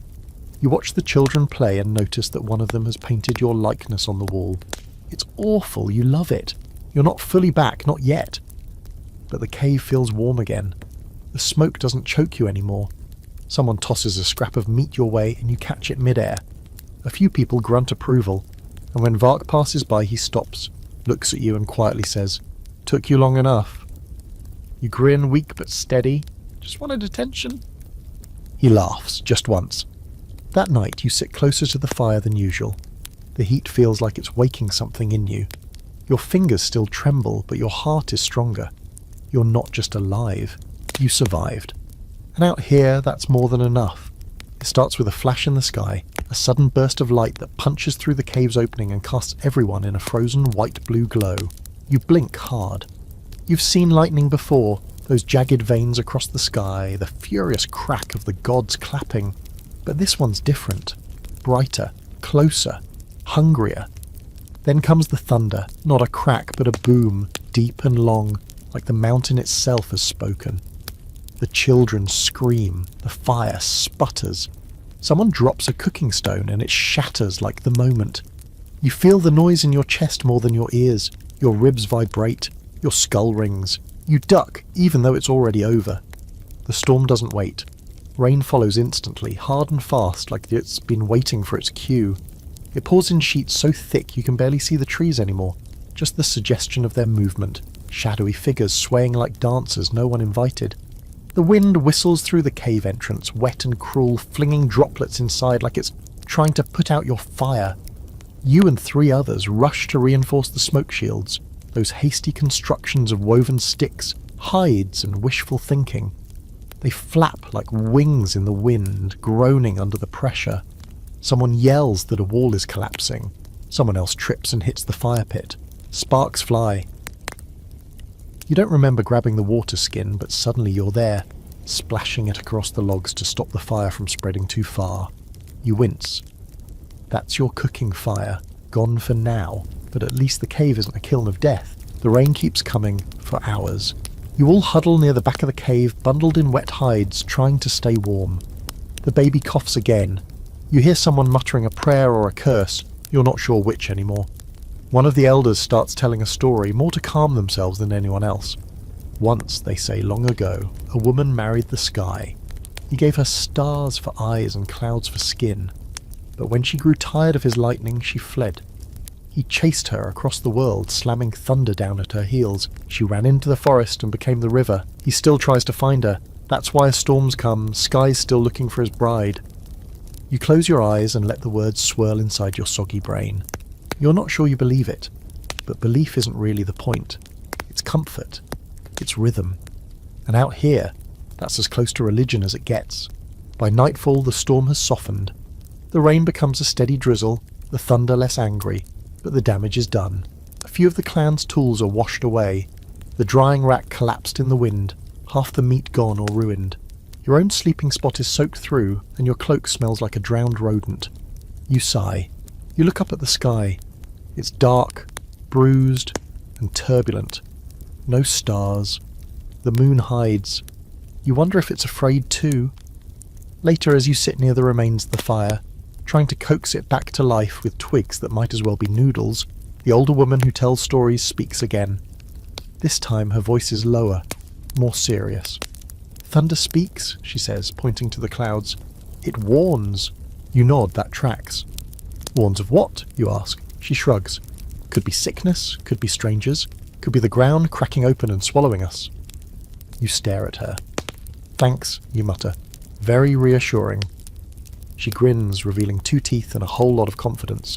Storms come when things change. You think about that. You've been sick, you've moved caves, you've lost meat, heard things in the woods, nearly died. Things change is putting it mildly. You finally get the fire relit. It's small, shivering, reluctant, but it lives. You sit close to it, ignoring the wet squelch of your fur wrap. Across the fire, Vark appears, soaked to the bone, carrying a limp bundle. He lays it down near the flame, rabbit, fresh, dead. You raise your eyebrows. Caught it during the storm, you ask. He shrugs. It ran toward me. I think it was trying to surrender. You chuckle, and he does too. That's rare. You're both wet, cold, and completely over this day. But in that moment, you're warm from the inside out. The rain fades to a drizzle, then to mist, then to nothing. Outside, the trees shine in the moonlight like wet teeth. You step into the clearing, ignoring the cold, and look up. The sky is clearing now, slowly. The stars return, blinking uncertainly through the thinning clouds. You trace a few with your finger. The big one, the bent one, the crooked line that someone swears is a wolf, but looks more like a chicken. You don't know what they really are. Holes in the sky, fires, ancestors watching. Everyone has a guess. But tonight they feel close, not comforting, not distant, just watching. A cold wind slides up your spine and you pull your cloak tighter. You think about what the elder said, how storms warn, how things are changing. You look around at your clan, sleeping in damp bundles, still breathing, still alive, and you feel the weight of it, the fragile pulse of survival. You head back inside, you lie down next to the fire and let the warmth soak back into your bones. Just before you fall asleep, you whisper to the coals, "Don't let the sky win." You wake to the sound of boots, or, well, feet, moving across wet earth. Fast, urgent. There's no firelight yet, just the first smear of blue over the cave mouth, and already people are pacing, grunting, jabbing fingers toward the tree line. The decision is clear before a single word is spoken. Time to move. Again. You groan softly and sit up. Your joints scream. Your body aches from yesterday's storm and the week before that, and probably the month before that. Your furs are still damp, your skin itches, and your head pulses with that all-too-familiar tension that means today is going to be another long, slow grind through pain and mud. But the forest has made its message clear. This cave was a temporary kindness, and kindness out here is always on a ticking clock. A few others are already packing up. Furs are folded into shoulder bundles. Spears are counted and strapped. The smoked meat, what's left of it after the rain, is tied up and swung over backs. You can feel the tension rising in the air like heat from a fire. It's not just the storm that pushed this decision. It's the sense that the place feels wrong now. The wailing wind, the animal tracks that appeared overnight too close to camp, the missing cooking stones, little things you could ignore until suddenly you can't. You don't ask where you're going. That's not how this works. You go where the elders say the water runs clean and the land feels calm under your feet. You trust the foragers who read the trees like stories. You follow the old instincts that guided your ancestors long before you ever stubbed your toe on a jagged rock and screamed like an angry goose. Still, you feel a pang when you look back at the cave. It wasn't much, but it sheltered you. The fire you rebuilt, the awkward conversation with Vark, the night the baby curled up on your lap. It all happened here, and now it'll vanish. The next rain will wash away the footprints, the wind will eat the ashes, some predator will sniff through the spot where you slept and wonder what left behind the scent of fear and flint. You shoulder your bundle and join the silent procession winding out of camp and into the trees. The fog is still clinging low, brushing against your knees like an over-friendly dog. You can hear birds, which is good. Birds mean no predators, usually. You walk for hours, maybe half the day. Your feet are soaked, your arms sore. Someone trips over a tree root and cuts their knee. Someone else drops a pouch of tools into a puddle and swears so creatively it almost sounds like a song. You pass animal tracks. Deer, maybe. Boar. Something clawed that makes everyone tense but no one says a word about. The forest closes around you, dark and damp and humming. Around midday you reach a wide, shallow valley. The trees open up to reveal a soft, mossy ground with a small river threading through the centre, like a silver vein. The water runs smooth. The air smells less like rot and more like promise.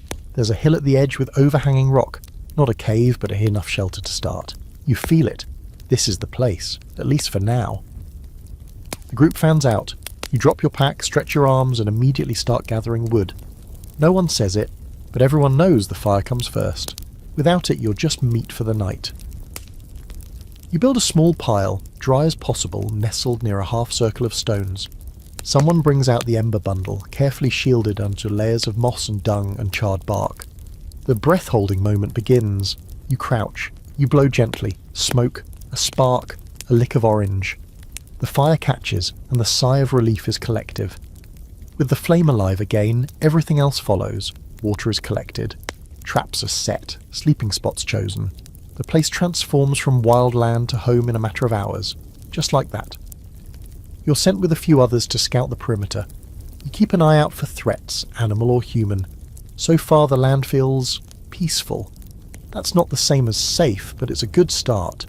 You notice mushrooms, some edible, some you're sure are not.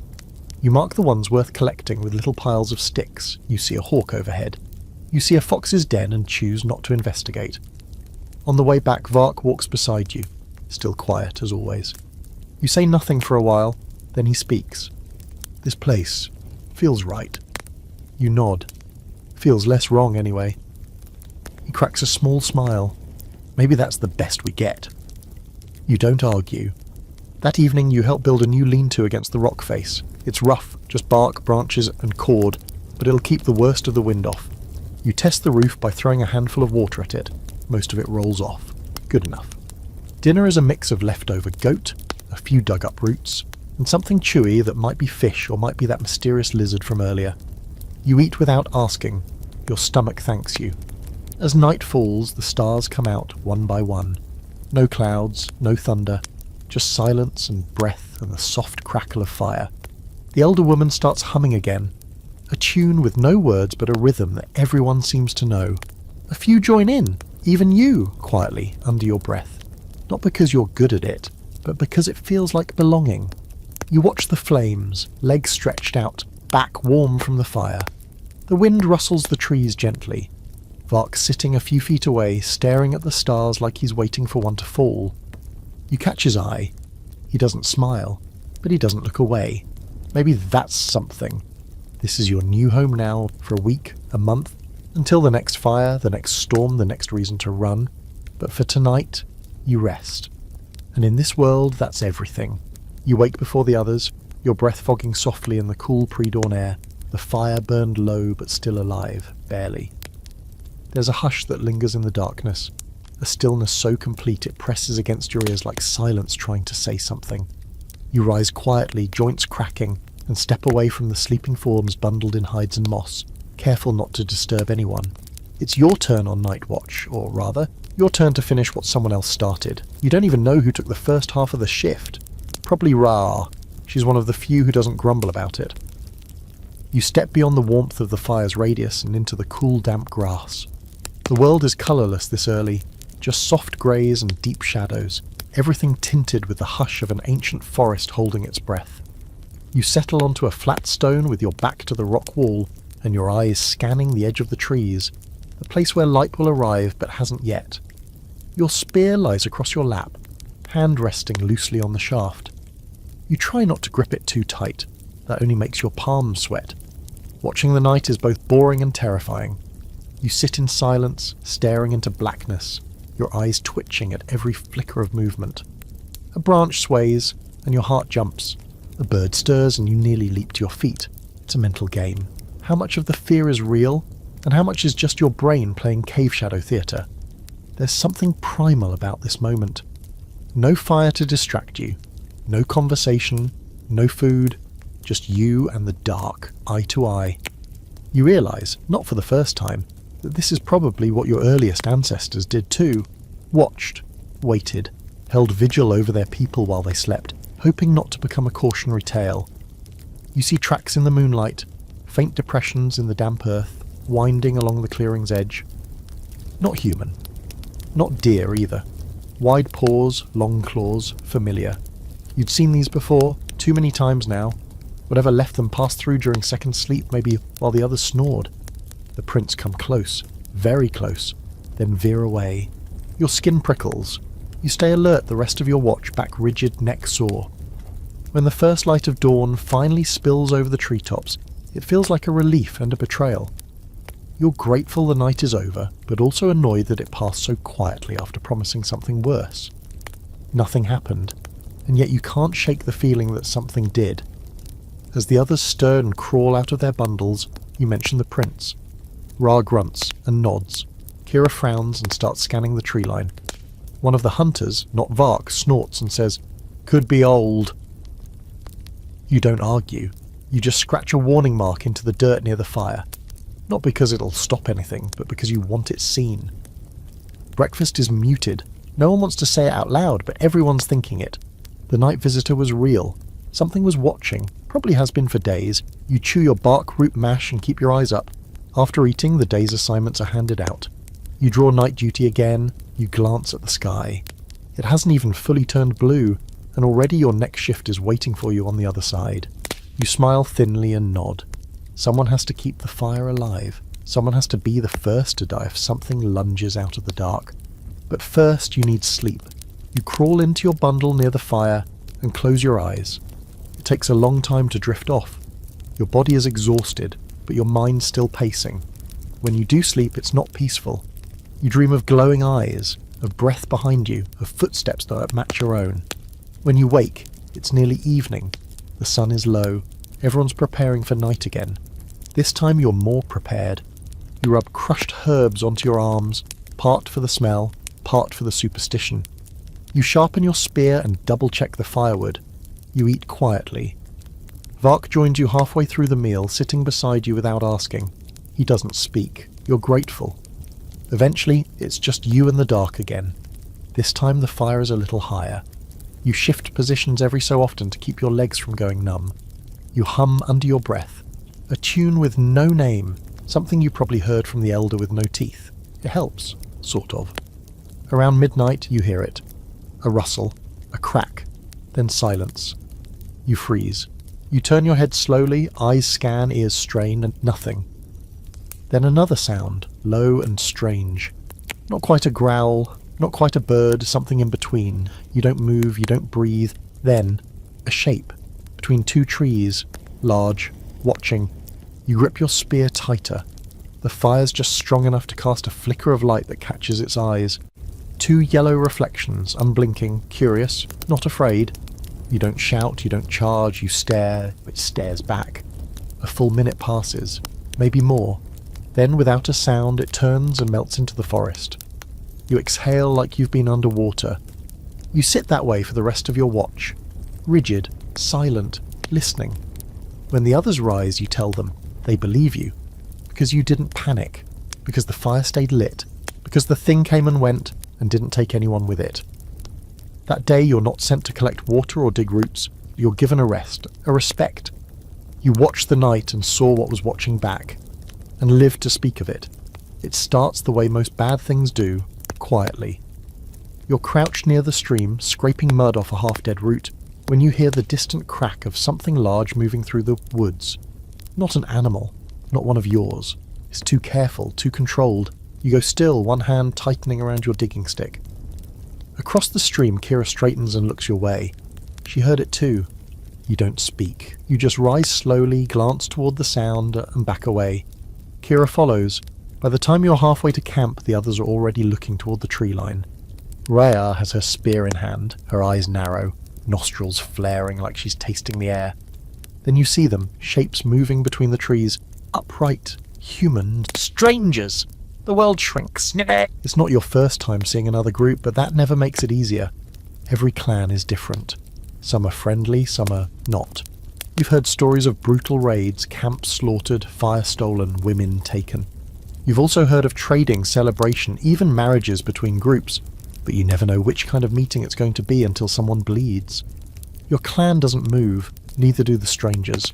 It's a standoff, long and quiet, each side measuring the other. There are 6 of them, maybe 7, hard to say behind the brush. They're lean, alert, dressed in rough furs and carrying tools that don't quite match yours. One of them wears a necklace made of teeth, and his face is streaked with black paint. A warning or a message? You're not sure which. The elder woman steps forward first, arms slightly raised, palms out. She clicks her tongue 3 times, a sound meant to signal not hunting, but it's a gamble. The other group doesn't reply immediately. Then finally their oldest, an equally wrinkled man with wild hair and a stick taller than he is, raises his hand in return. You exhale. That's something. The groups approach slowly. No sudden moves.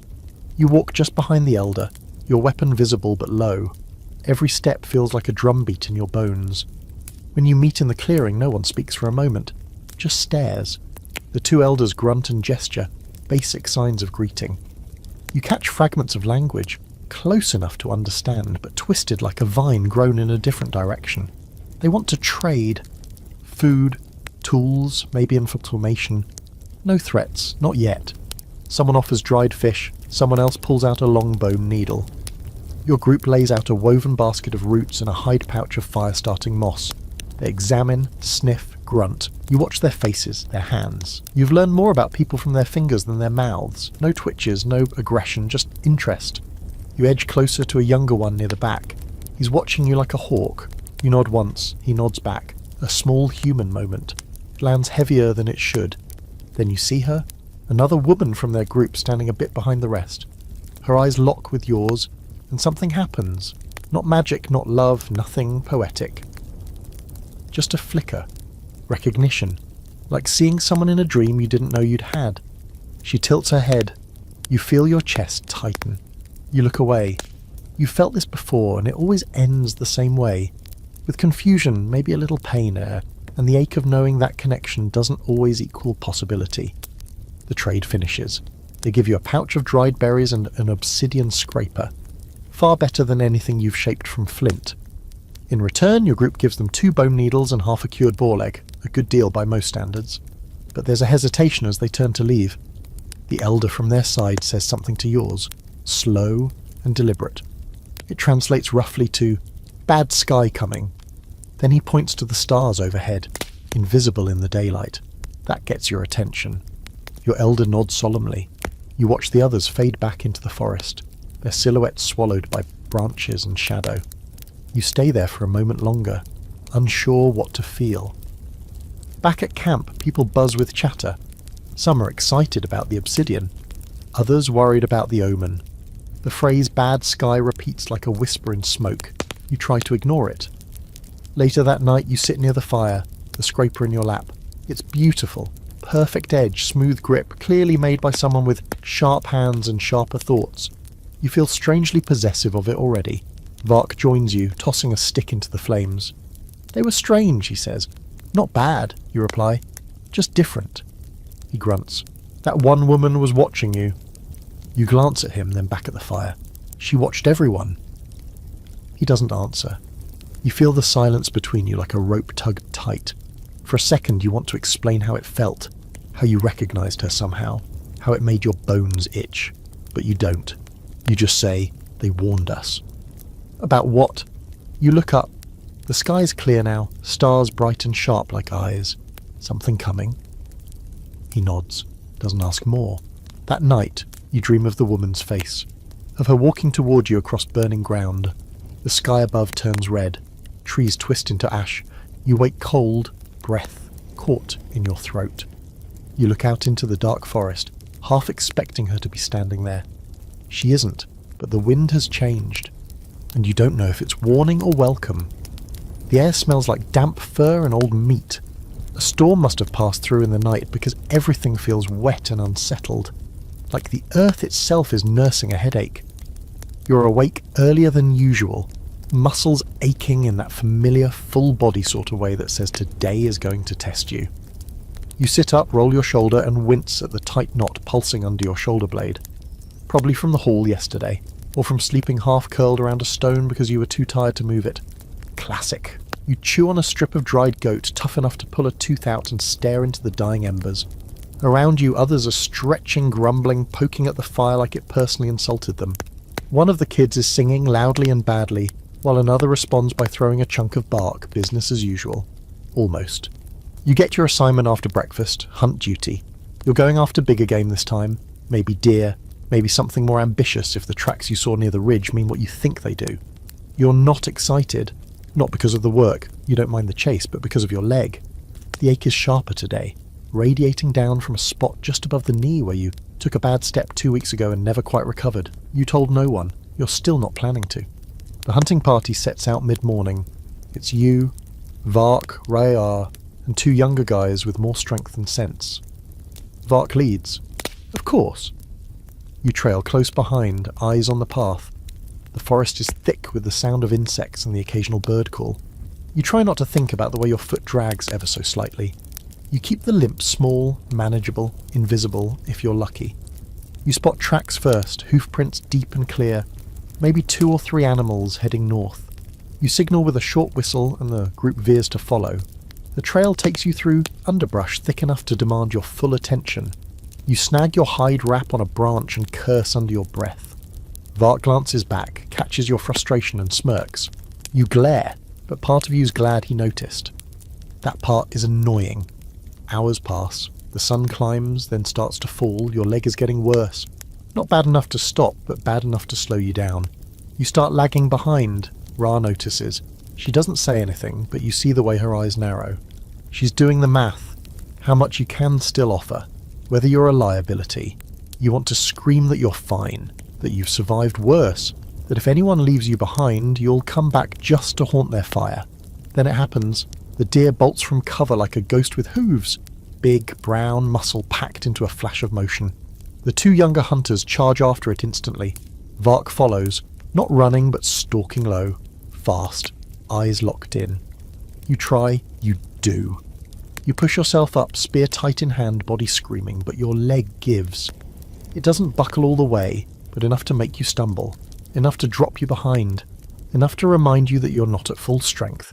And out here, that might as well be a death sentence. By the time you catch up, the others are gathered around the downed animal, panting and triumphant. It's a solid kill. Deep gash through the ribs. You're relieved, until you see the look on Vark's face as he glances at you. Not pity, not pride, worry, you hate it. The group starts to butcher the deer, skinning it quickly, stripping the meat, tying it in tight bundles. Rhea assigns each person a load. Yours is lighter than usual. Vark's is heavier. He doesn't say a word. That's worse than if he had. The walk back is longer than you remember. Every step is pain now. You focus on your breathing, your balance, you lean heavier on your stick, which was never meant to be a crutch but suddenly feels like one. You try to keep up, you fail. At some point Vark drops back beside you, walks in silence for a while. Then softly he says, "Why didn't you say anything?" You shrug.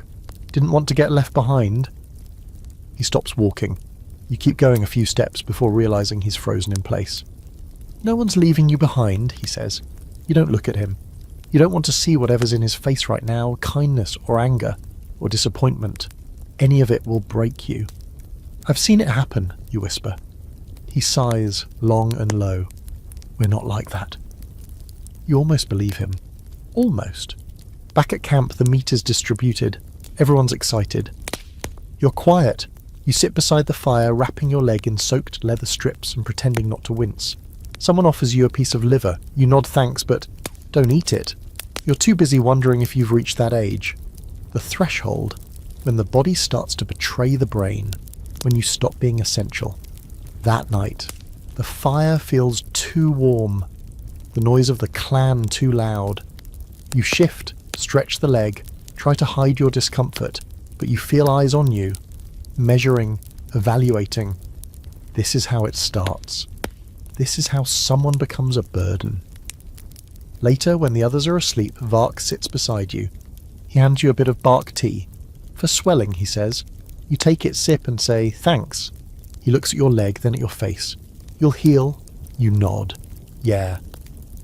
But deep down you're not sure, because sometimes the wound isn't in the bone, it's in the knowing that one day your clan might keep walking and not turn back. It's strange the way drama simmers in a place where survival is supposed to keep everyone too busy for nonsense. You'd think a life spent chasing food, dodging death, and battling the elements would leave no energy for passive-aggressive glances and unspoken feuds. But somehow, caveman drama is constant, and about as subtle as a mammoth in heat. This morning you wake to the sound of someone arguing in that hushed, but not really hushed way people use. when they want everyone to know they're angry without outright starting a brawl. It's Kira again, of course it is. She's squared off with one of the young hunters. Drock, the one who insists he invented better spear balance despite falling on his own weapon 2 hunts ago. "I put it there!" Kira snaps, her eyes wild, finger stabbing the air like she's trying to carve her words into the wind. "You think you did," Drock mutters, arms crossed, brow furrowed in a way that suggests thinking is not a daily habit. Maybe a spirit moved it. That earns a laugh from someone nearby, and Kira's wrath pivots like a bear on broken legs. The crime? A missing bone chisel. Not just any chisel, Kira's best one, shaped from a reindeer rib and polished to a shine she insisted gave her better energy while working hides. She kept it under a stone near her sleeping spot, and now it's gone. "Stolen," she says. "Borrowed and forgotten," Drock says. "Misplaced by a wandering child," someone else mumbles. You chew a bit of cold meat and pretend not to care, but you're watching. Everyone is. In a world where tools are life, the disappearance of a prized chisel is more than an inconvenience. It's a potential betrayal. The tension has been building for days. Food has been short, tempers shorter. The storm shook everyone more than they admit, and your recent encounter with the Night Stalker hasn't helped anyone's nerves.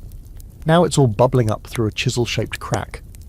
By midday, people are whispering in corners, not loud enough to call it a council, but close. The elders are quiet, which is always a sign they're listening harder than they look. Ra stirs the fire like it insulted her, and the baby cries until someone shoves a root into her hands to chew. You go about your chores, checking the traps, sharpening stones, but the unease follows you, coiled in your gut. Back at camp, the atmosphere is thick.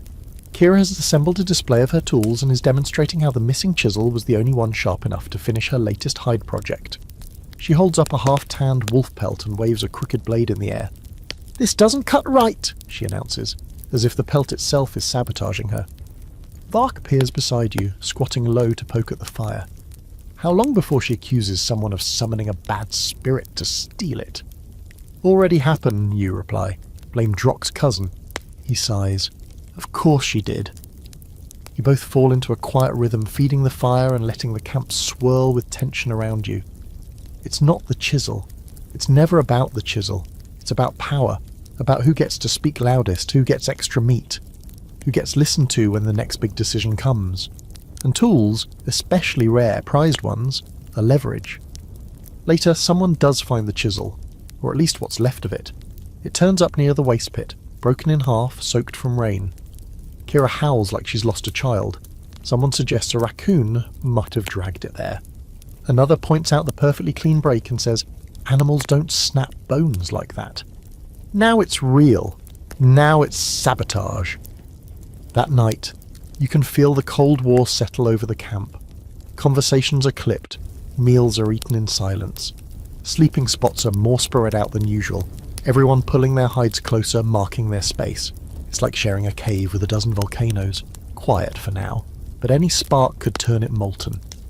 Around the fire you see Rayar and one of the elders whispering, heads bent low. Vark sits a few feet away, sharpening his knife with the same intensity you'd use to cut through stone. Even the kids seem to sense something's off. They're quieter, more alert. One girl keeps staring at the tree line like she's waiting for it to move. You finish your meat and lie back, staring at the stars above. They're so bright tonight, like 1,000 tiny eyes watching you judge your clan. You wonder how many other camps are fighting about nothing right now, or if some are quiet because everyone's dead. You'd almost take a broken chisel over that. You remember other dramas, older ones. A fight over a mate that turned into a brawl. A burned pelt blamed on a rival that led to someone being exiled. You think of a man who once buried another's tools out of spite. No one knew until the snows came and the missing tools meant no new hides, no repairs. 3 people froze that winter, all because someone held a grudge too long. You sit up, restless, and walk to the edge of the clearing. The trees sway gently, whispering things you're not supposed to understand. You breathe in the dark and try to clear your head. Someone joins you. Vark! He stands close, arms crossed, not saying anything. After a while he finally speaks. "Sometimes I think we're worse than the animals." You glance at him. "The animals don't steal each other's chisels." He smiles, but it's tight. "They don't need to." You nod. "At least when they fight, it's honest." A long silence stretches between you, thick as fog.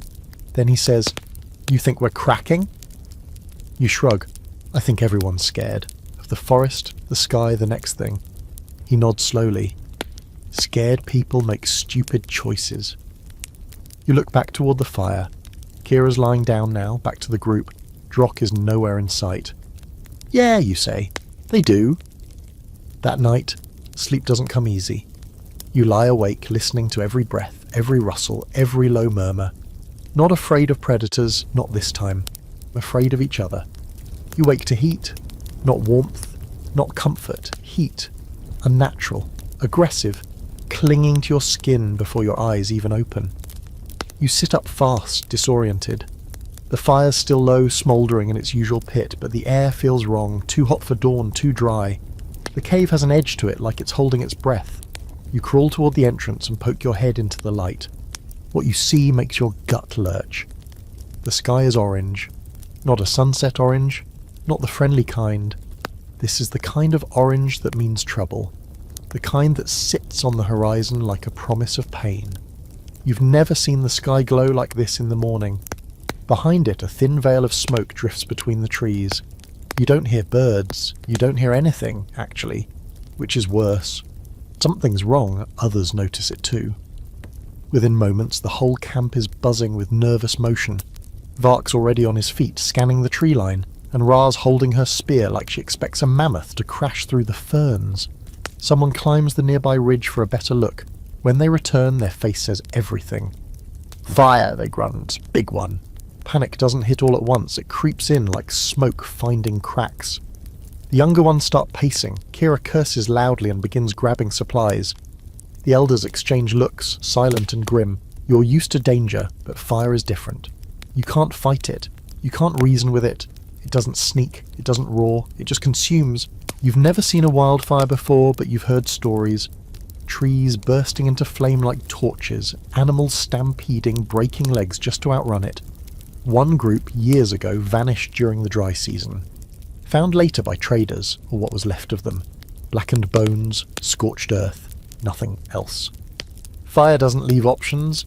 "The order comes quickly! Pack everything! Move now!" You grab your things automatically. Hide wrap, blade, digging stick. You throw your stone tools into a pouch, not even bothering to check if it's all there. Someone's already smothering the fire. A few people are trying to salvage the drying rack, but the meat's still wet from the rainstorm 2 days ago and it's heavy. You take what you can. You glance at the sky again. The orange has grown brighter, thickened with streaks of black. A distant crack echoes through the valley. A tree snapping? A boulder falling? You don't wait to find out. The march begins in a half-run, half-stumble. No formation, no elegance, just bodies moving fast and quiet. Your heart pounds in your ears as you cross the stream, your boots soaking, your hide pack bouncing against your spine. The ground is dry, crackling underfoot. The air smells like cooked leaves and animal sweat. You keep checking behind you even though you know it's pointless. If the fire's close, you'll see it too late. After what feels like an hour, you crest a hill and pause for breath. The whole clan gathers here, panting, scattered like dropped twigs. You count heads. One short. The baby's missing. No one says it, not at first. Then her mother screams. Everything falls into chaos. "She was right behind me," someone cries. "I had her," someone else insists. "Where is she?" her mother roars. Backtracking is madness. But that's exactly what happens. 3 people, including you, turn without hesitation and sprint back down the hill. The air is thicker now, the smoke closer, your lungs already stinging. You don't even think about it. You just go. You find her crying near the riverbank, stuck between 2 thorn bushes, her tiny hands grasping at nothing. You yank her free, ignoring the cuts to your arms, and hoist her onto your back. Her little chest thumps against yours like a second heart. She doesn't stop crying. You don't stop running. When you reach the top of the hill again, the fire has come into view. Oh. And suddenly you understand what real fear feels like. It's not a wall, it's a wave. A living thing made of heat and sound, rushing through the forest with a hunger that's impossible to imagine. Trees ignite like matchsticks. Animals flee in every direction. You see a fox on fire sprinting with wild eyes before collapsing into ash mid-stride. You don't wait for more. The clan flees downhill now, cutting through terrain you've never dared cross. Sharp rocks, tangled underbrush, steep inclines. Someone falls, someone else is bleeding, no one stops. You keep your grip on the child, one hand holding her, one hand gripping your stick like it might somehow keep death away. Your legs burn, your lungs burn, the air burns. Then suddenly open space and a flat, rocky riverbed. Wide, fast-moving water. Safety, maybe. The elders wave everyone forward. One by one, people cross. You're last. You're always last. You grip the baby tighter and wade in. The current tries to drag you under. Your foot slips. You nearly drop her. But you stagger forward, teeth clenched until your feet find dry ground. You collapse on the other side, the baby still sobbing against your chest. You're shaking. Everyone is. The fire doesn't follow, not yet. The tree's thin on this side, the river's too wide. But the smoke creeps across the sky like a hand, dark and long, and full of threats. You look around. No one speaks. Some cough, some weep. The elder sinks to her knees. Kira cradles her burned arm. Vark finds you in the crowd and says nothing, just reaches out and takes the baby from your shaking arms. You sit down hard, legs unable to hold you. You stare at the horizon. You can still see the glow through the trees, red and pulsing. You want to say something, anything. But what's there to say? You ran, you lived, you lost your home again, and the sky is still burning. The next night the world feels quiet in a way that makes your skin crawl. The fire's back, built small, cautiously, on the far side of the river, where the trees thin out and there's no more fuel to betray you. You sit close to it, even though your burns sting from the heat. Your arms are scratched and blistered from the thorns, your legs ache from the endless run, and your chest still trembles if you breathe too deep. Everyone's wounds are quiet tonight, not because they've healed, far from it, but because exhaustion weighs heavier than pain. The baby sleeps soundly for the first time in a full day. She's curled up beside her mother, little bundle of soot-stained skin and round cheeks. Every now and then she snorts in her sleep like a tiny boar, and the sound tugs something loose in your chest. She has no idea how close she came to vanishing, to becoming a name whispered into dirt. You watch the firelight dance across the cave wall. Well, not really a cave, just a stretch of stone carved into a low ridge. Open air, no ceiling, no echoes. It's less shelter than suggestion, but it'll have to do. The elder begins to hum, soft and steady. It's a song you've heard before, older than memory. No words, just melody, carried down from a time before time, passed like a torch from voice to voice. And tonight, someone adds words. A child, maybe 7 or 8, begins to speak. Not clearly, not loudly, just muttering alongside the elder's tune. At first, no one notices. But the words become rhythmic, intentional. A story begins to take shape. You lean in, listening. There was a boy who could walk through fire, the child says, eyes half-lidded like she's not even fully awake. He didn't burn, he didn't cry, he just walked and watched and laughed. Someone chuckles softly, but the child keeps going. The fire chased him. It wanted him. It licked his heels and sang his name, but the boy told the fire a story. He said, "Once there was a flame that got bored of burning, so it turned into a star." And the fire said, "Tell me more." The words hang in the air like smoke. The elder stops humming, letting the child speak into the hush. Everyone listens now. And when the boy finished, she says, the fire forgot to chase him, because it was too busy remembering the story. Then silence. The girl lays down and drifts off, face lit by the fire she just tamed with her imagination. A beat passes, then the elder speaks, this time loud enough for the whole group. That's how stories work. They confuse the things that want to eat us. Laughter. Quiet, but real. Someone throws a handful of dry moss onto the fire, and the flame flares up for a moment. You feel its warmth, and for the first time all day, it doesn't feel like a threat. The mood shifts after that. Slowly, someone else picks up the thread and starts a new tale. It's about a bird with feathers of stone who tricks a snake into eating its own tail. That one's a favourite. You've heard it 100 times, but the rhythm is comforting. Like chewing the same root again and again just to feel your teeth work. Then Vark clears his throat. Everyone turns. He's not the storytelling type. He's more grunts and glances than words. But tonight, something's different. He leans forward, eyes flicking around the group. Then he begins. There was a woman, he says, who couldn't sleep, not because she was scared, because the stars wouldn't let her. Every time she closed her eyes, she saw them blinking, watching, whispering, so she decided to talk back. No one interrupts, even the fire quiets. She sat outside every night and whispered stories to the sky, little things, who she liked, what she ate, why the moon was a liar. And one day the stars whispered back. They said, "Tell us about your fire." She did, and when the fire came for her, the stars remembered. They reached down and pulled her up. He looks around, shrugs. That's why we see her up there now. Everyone stares. It's the longest anyone's ever heard him talk. The elder nods. Stories are shelters, just like fire, just like caves. You look into the flames and let the glow settle behind your eyes. Your body still hurts. Your leg still throbs. You're not sure what part of you still wants to fight through this life, but something does. Something stubborn. Something made of flint and shadow and half-forgotten songs. You remember a story your mother once told, about a creature that lived underground and only came up to teach humans how to shape stone. It would leave behind tools in the dirt for children to find. You wonder now if that was just a way to explain why you sometimes stumbled across things you didn't understand. Arrowheads, smoothed bones, fire pits from before your time. You want to share it, but you hesitate. Your throat tightens, not from fear, from something else. Vulnerability, maybe. You haven't spoken in a while, not really spoken. Then Vark turns to you and says, "Got a story?" You freeze. Everyone looks at you. The fire crackles as you clear your throat. There was a person, you begin, voice low, eyes on the flames, who kept moving, no matter what. Lost people, lost tools, lost homes, but they always moved. One day someone asked them, "What are you running from?" And they said, "Nothing." "Then what are you running to?" And they said, "I don't know, but maybe there's something better ahead than what's behind." A beat of silence. Then someone grunts in agreement. Someone else nods. And just like that, your story joins the circle. That night, no one cries, no one argues, no one brings up missing chisels or burned meat.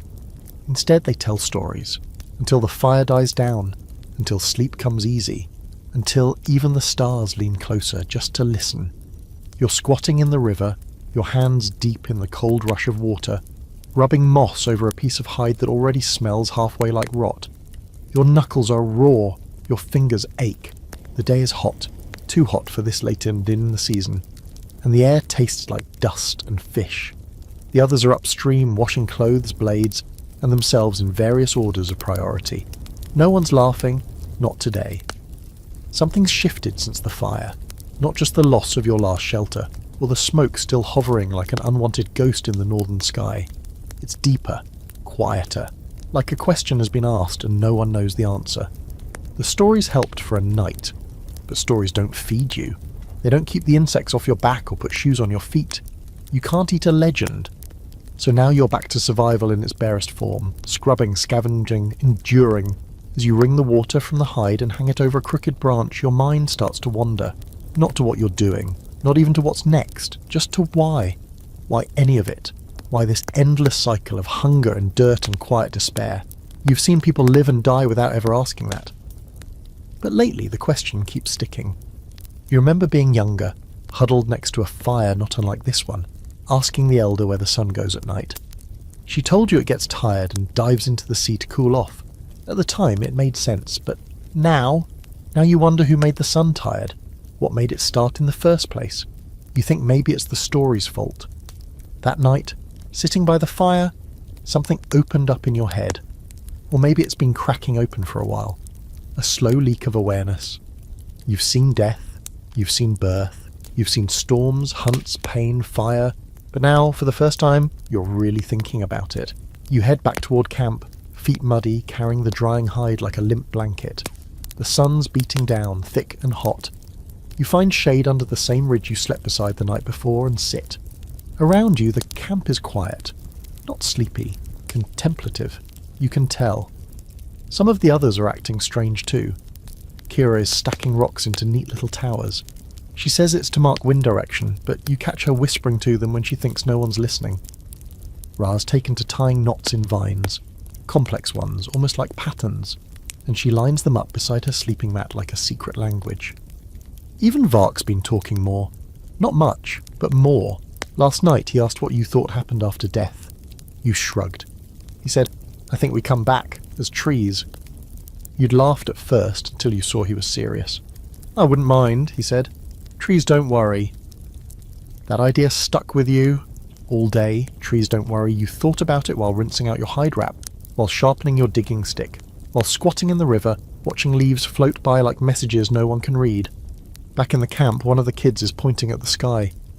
"Why does the moon follow us?" he asks, wide-eyed.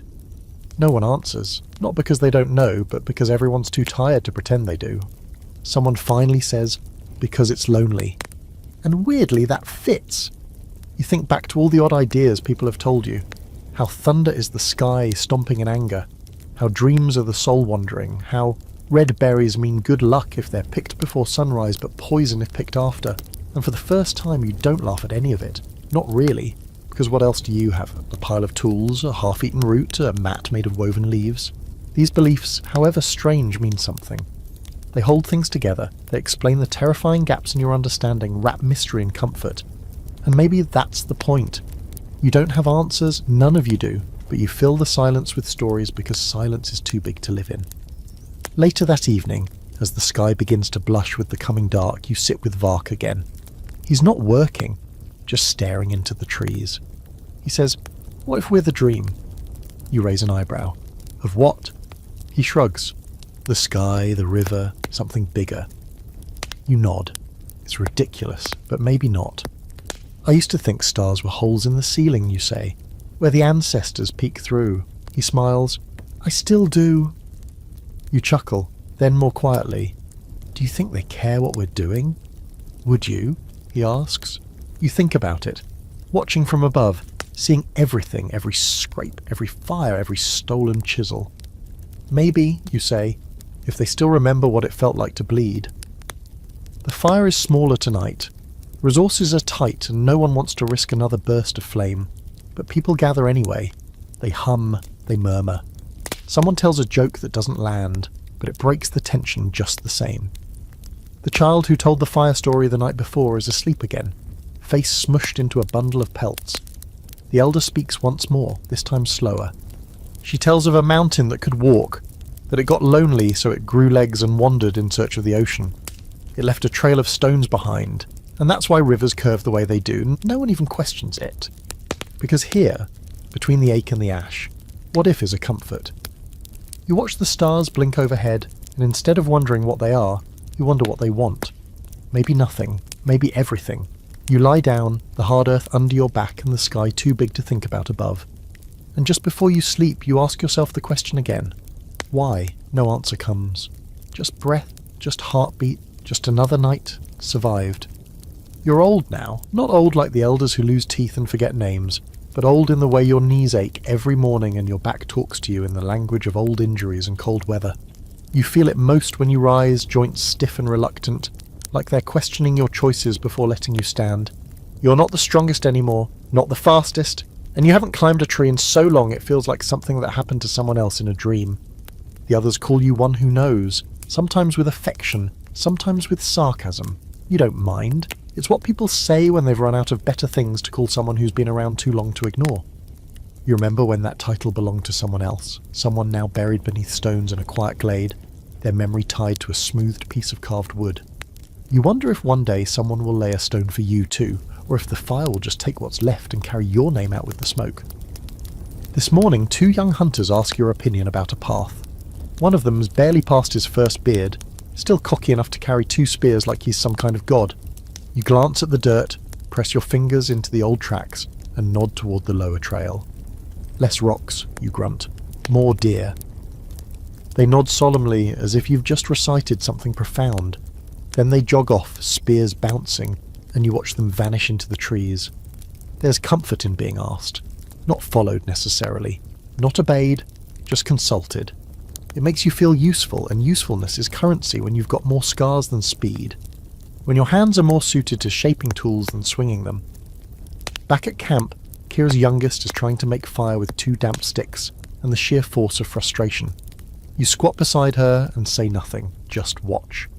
Eventually you reach over, rearrange the bark curls, adjust the angle of the sticks, and grunt. She lights the fire 5 minutes later. She grins like she invented lightning. You pat her on the shoulder and move on. That's your role now. The fixer. The memory. The whisperer of little solutions. You don't run the clan, you don't lead the hunts, but you're there. And in this world, being there is everything. You spend your afternoon sitting near the fire pit, carving a bit of bone into a new sewing needle. Your hands are slower, yes, but still steady. You shape the tip, hollow out the eye, sand the sides smooth with dried grass. It's meditative, this work. A conversation between your fingers and time. Vark joins you. He's older too, though he carries it differently. Still strong, still quiet. He nods in greeting, then drops beside you with a groan that sounds like a rock cracking in slow motion. "We're becoming the people we used to ignore," he says. You smirk. "Speak for yourself." He grunts a laugh. "You think the young ones will listen when we're gone?" You run a thumb over the needle's edge. "They'll have to, when something breaks." He nods slowly. "Or when they're scared." You both fall silent, watching the fire.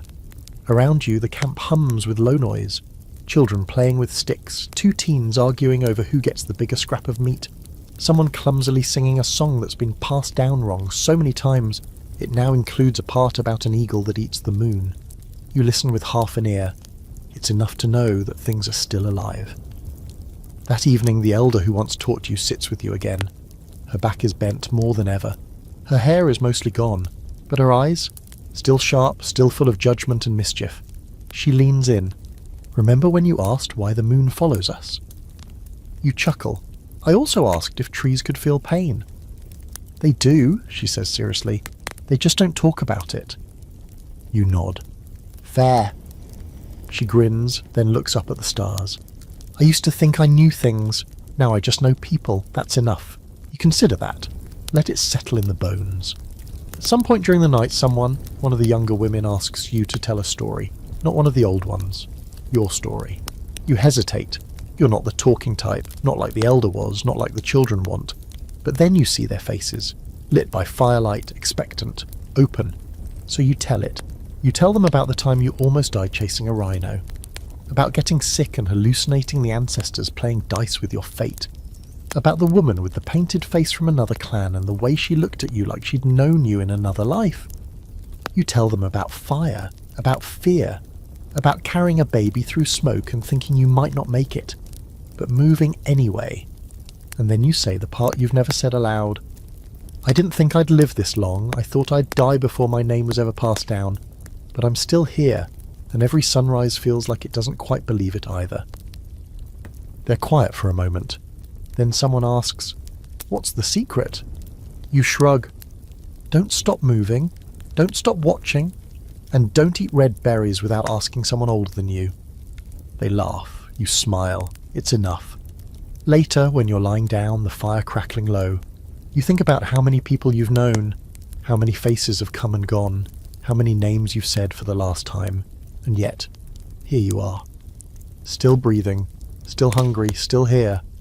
You wonder if one day someone will carve your name on a stone, or if you'll be remembered in a child's song, your story passed down, changed, maybe sung backwards by some future kid who thinks you had wings or threw thunder from your hands. You wouldn't mind, as long as they remember something. Even if it's wrong, even if it's ridiculous. Because being remembered at all, that's the real trick. And right now, with the stars blinking above and the fire at your feet, you're still here. You've earned this breath. You've earned this night. Dawn comes quietly, creeping in on soft feet, brushing light across your closed eyelids like a gentle nudge from time itself. You stir, stretch, and wince. A reminder from your lower back that the flat stone you slept on didn't quite care about your spinal alignment. You sit up slowly, the fur wraps sliding off your shoulders, the air still cool with the breath of night not yet burned away. Around you others are rising too. It's not urgent this morning, not frantic, just the slow, familiar rhythm of survival. Today is a good day. You can feel it in the wind, steady, cool, carrying the scent of damp grass and far-off flowers. A few of the children are already running through the clearing, shrieking with laughter, chasing a dog that may or may not belong to anyone. It's hard to say. He just showed up one day with a crooked leg and eyes too smart for his own good. Now he sticks around. You've seen stranger loyalty from beast than from people, if you're being honest. Breakfast is soft and hot, a root mash stirred with bits of meat and herbs. You eat slowly, savouring it. You've learnt not to rush the good things. Most of life is endurance. Small joys should be taken seriously. Across the fire, Ra's shaping a new spear tip, the chipped obsidian glinting like starlight. She's got a granddaughter now, tiny thing, loud lungs, fat cheeks, the kind of baby who'll probably grow up to wrestle wolves and win. You smile at the thought. As the day unfolds, you walk the perimeter of the camp out of habit. Not because you're assigned to it, not anymore, but because you like knowing what surrounds you. The trees are calm today, birds are singing, a lazy hawk circles overhead, and there's no scent of cat or bear or anything with a taste for humans. You pause at the ridge where the river cuts past the rocks, the place where, not so long ago, you nearly lost everything to fire.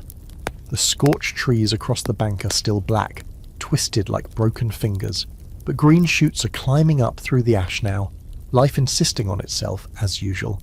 You crouch down and press a hand into the dirt. Cool, damp, good. You remember when you didn't know how to read the ground, when dirt was just dirt. Now you feel its moods, its intentions. This soil is generous, it wants to grow things. Back in the camp, people are weaving, repairing, humming. The normalness of it all is almost sacred. No raids, no storms, no lost tools or missing children. Just a rare, blessed day of calm. You sit beside the fire and finish the bone needle you started days ago. It's perfect. Straight, sharp, smooth. You hand it to Kira's daughter without a word. She beams. Later, the elder sits beside you. She's quieter now, speaks less, eats little. But her eyes are always moving, taking in every detail. She doesn't talk about dying, but everyone knows. She's drifting closer to that final sleep. No one says it out loud. That would be rude and unnecessary. She knows. You all know. She says, "You ever wonder what we were before?" You glance at her. Before? Before people, before thoughts, before fire. You chew on that. Something hungry, something scared. She nods. Now we're just something hungry with better tools. You both laugh softly. She goes quiet for a while, then speaks again. We're the story now, did you know that? You look into the fire. Yeah. That night, after the sun sets and the stars wheel into view, a small gathering forms. No one planned it. It just happens. A circle around the fire. The elder is there, wrapped in her old furs, eyes sharp even though her voice is weak. Someone brings her a carved stick, the story stick. You remember when it was just a bone with a few notches? Now it's covered in swirls and symbols, a map of memory that no one truly understands but everyone respects. She begins to speak, slowly, carefully, her voice low, but strong in its own way. She tells the story of a clan that outran fire, of a person who carried a child through smoke and pain, of a man who spoke to stars, of tools that sang, of animals that warned, of people who turned into trees and dreams and stars and legends. And then she says, and one day, long from now, someone will ask where all this began. She points at the fire. They'll say it started here. She leans back, breathes, closes her eyes. No one speaks. The fire crackles. Then someone, one of the younger girls, picks up the thread. And the people dance with wolves, she says, and laughed even when their feet hurt. A boy adds, and they made soup from nothing, and it was good enough. Another says, and they watched the moon follow them and never asked why. It becomes a game, a litany, a lullaby. You smile, you lean back, you look up at the stars and think, we made it. Not to some grand paradise and not to peace, but to now, to here. And maybe that's all there is. Maybe that's all that ever was. The fire is low now, just a soft glow cradled in ash, flickering faintly against the slow breaths of the people lying nearby. The night wraps itself around the camp like a heavy fur cloak, thick, dark and deeply still. The stars blink quietly above, patient, unblinking, the same way they have for every generation before yours. You lie back on your mat of woven bark and hide, your arms folded behind your head, and let the silence wrap around your thoughts. There's no one moment when you realise it's the end. No grand farewell, no dramatic last stand, just the steady hush of everything slowing, The hunt is done, the fire is dying, the stories have been told, and for the first time in what feels like forever, you feel no need to move. You have wandered through storms, through fire and blood and mud. You've carried babies, buried friends, watched the sky burn and grow green again. You've told stories that might last longer than your bones, and you've listened to ones that clearly already have. Tonight you breathe like the trees, slow, deep, rooted. Your muscles don't ache the way they used to. Your thoughts aren't running off in 1,000 directions. They're still, settled, like river stones. You think about all the lives you've known. The girl who sang to the fire, the boy who thought he was a mountain, Vark, with his half-smile and hard truths, Ra, who never looked afraid even when she probably was, the elder, now part of the earth, her stories blooming up through other mouths. They live in you, all of them. You're not alone. And even if, come morning, you don't wake to feel the sun on your face again, even if this is the last breath, the last flicker of your story, you've done what people are meant to do. You lived, you remembered, and you were remembered. So close your eyes now. The world will spin on without you, but not without the echoes of your steps, your fire, your voice in the dark. Sleep, you've earned it.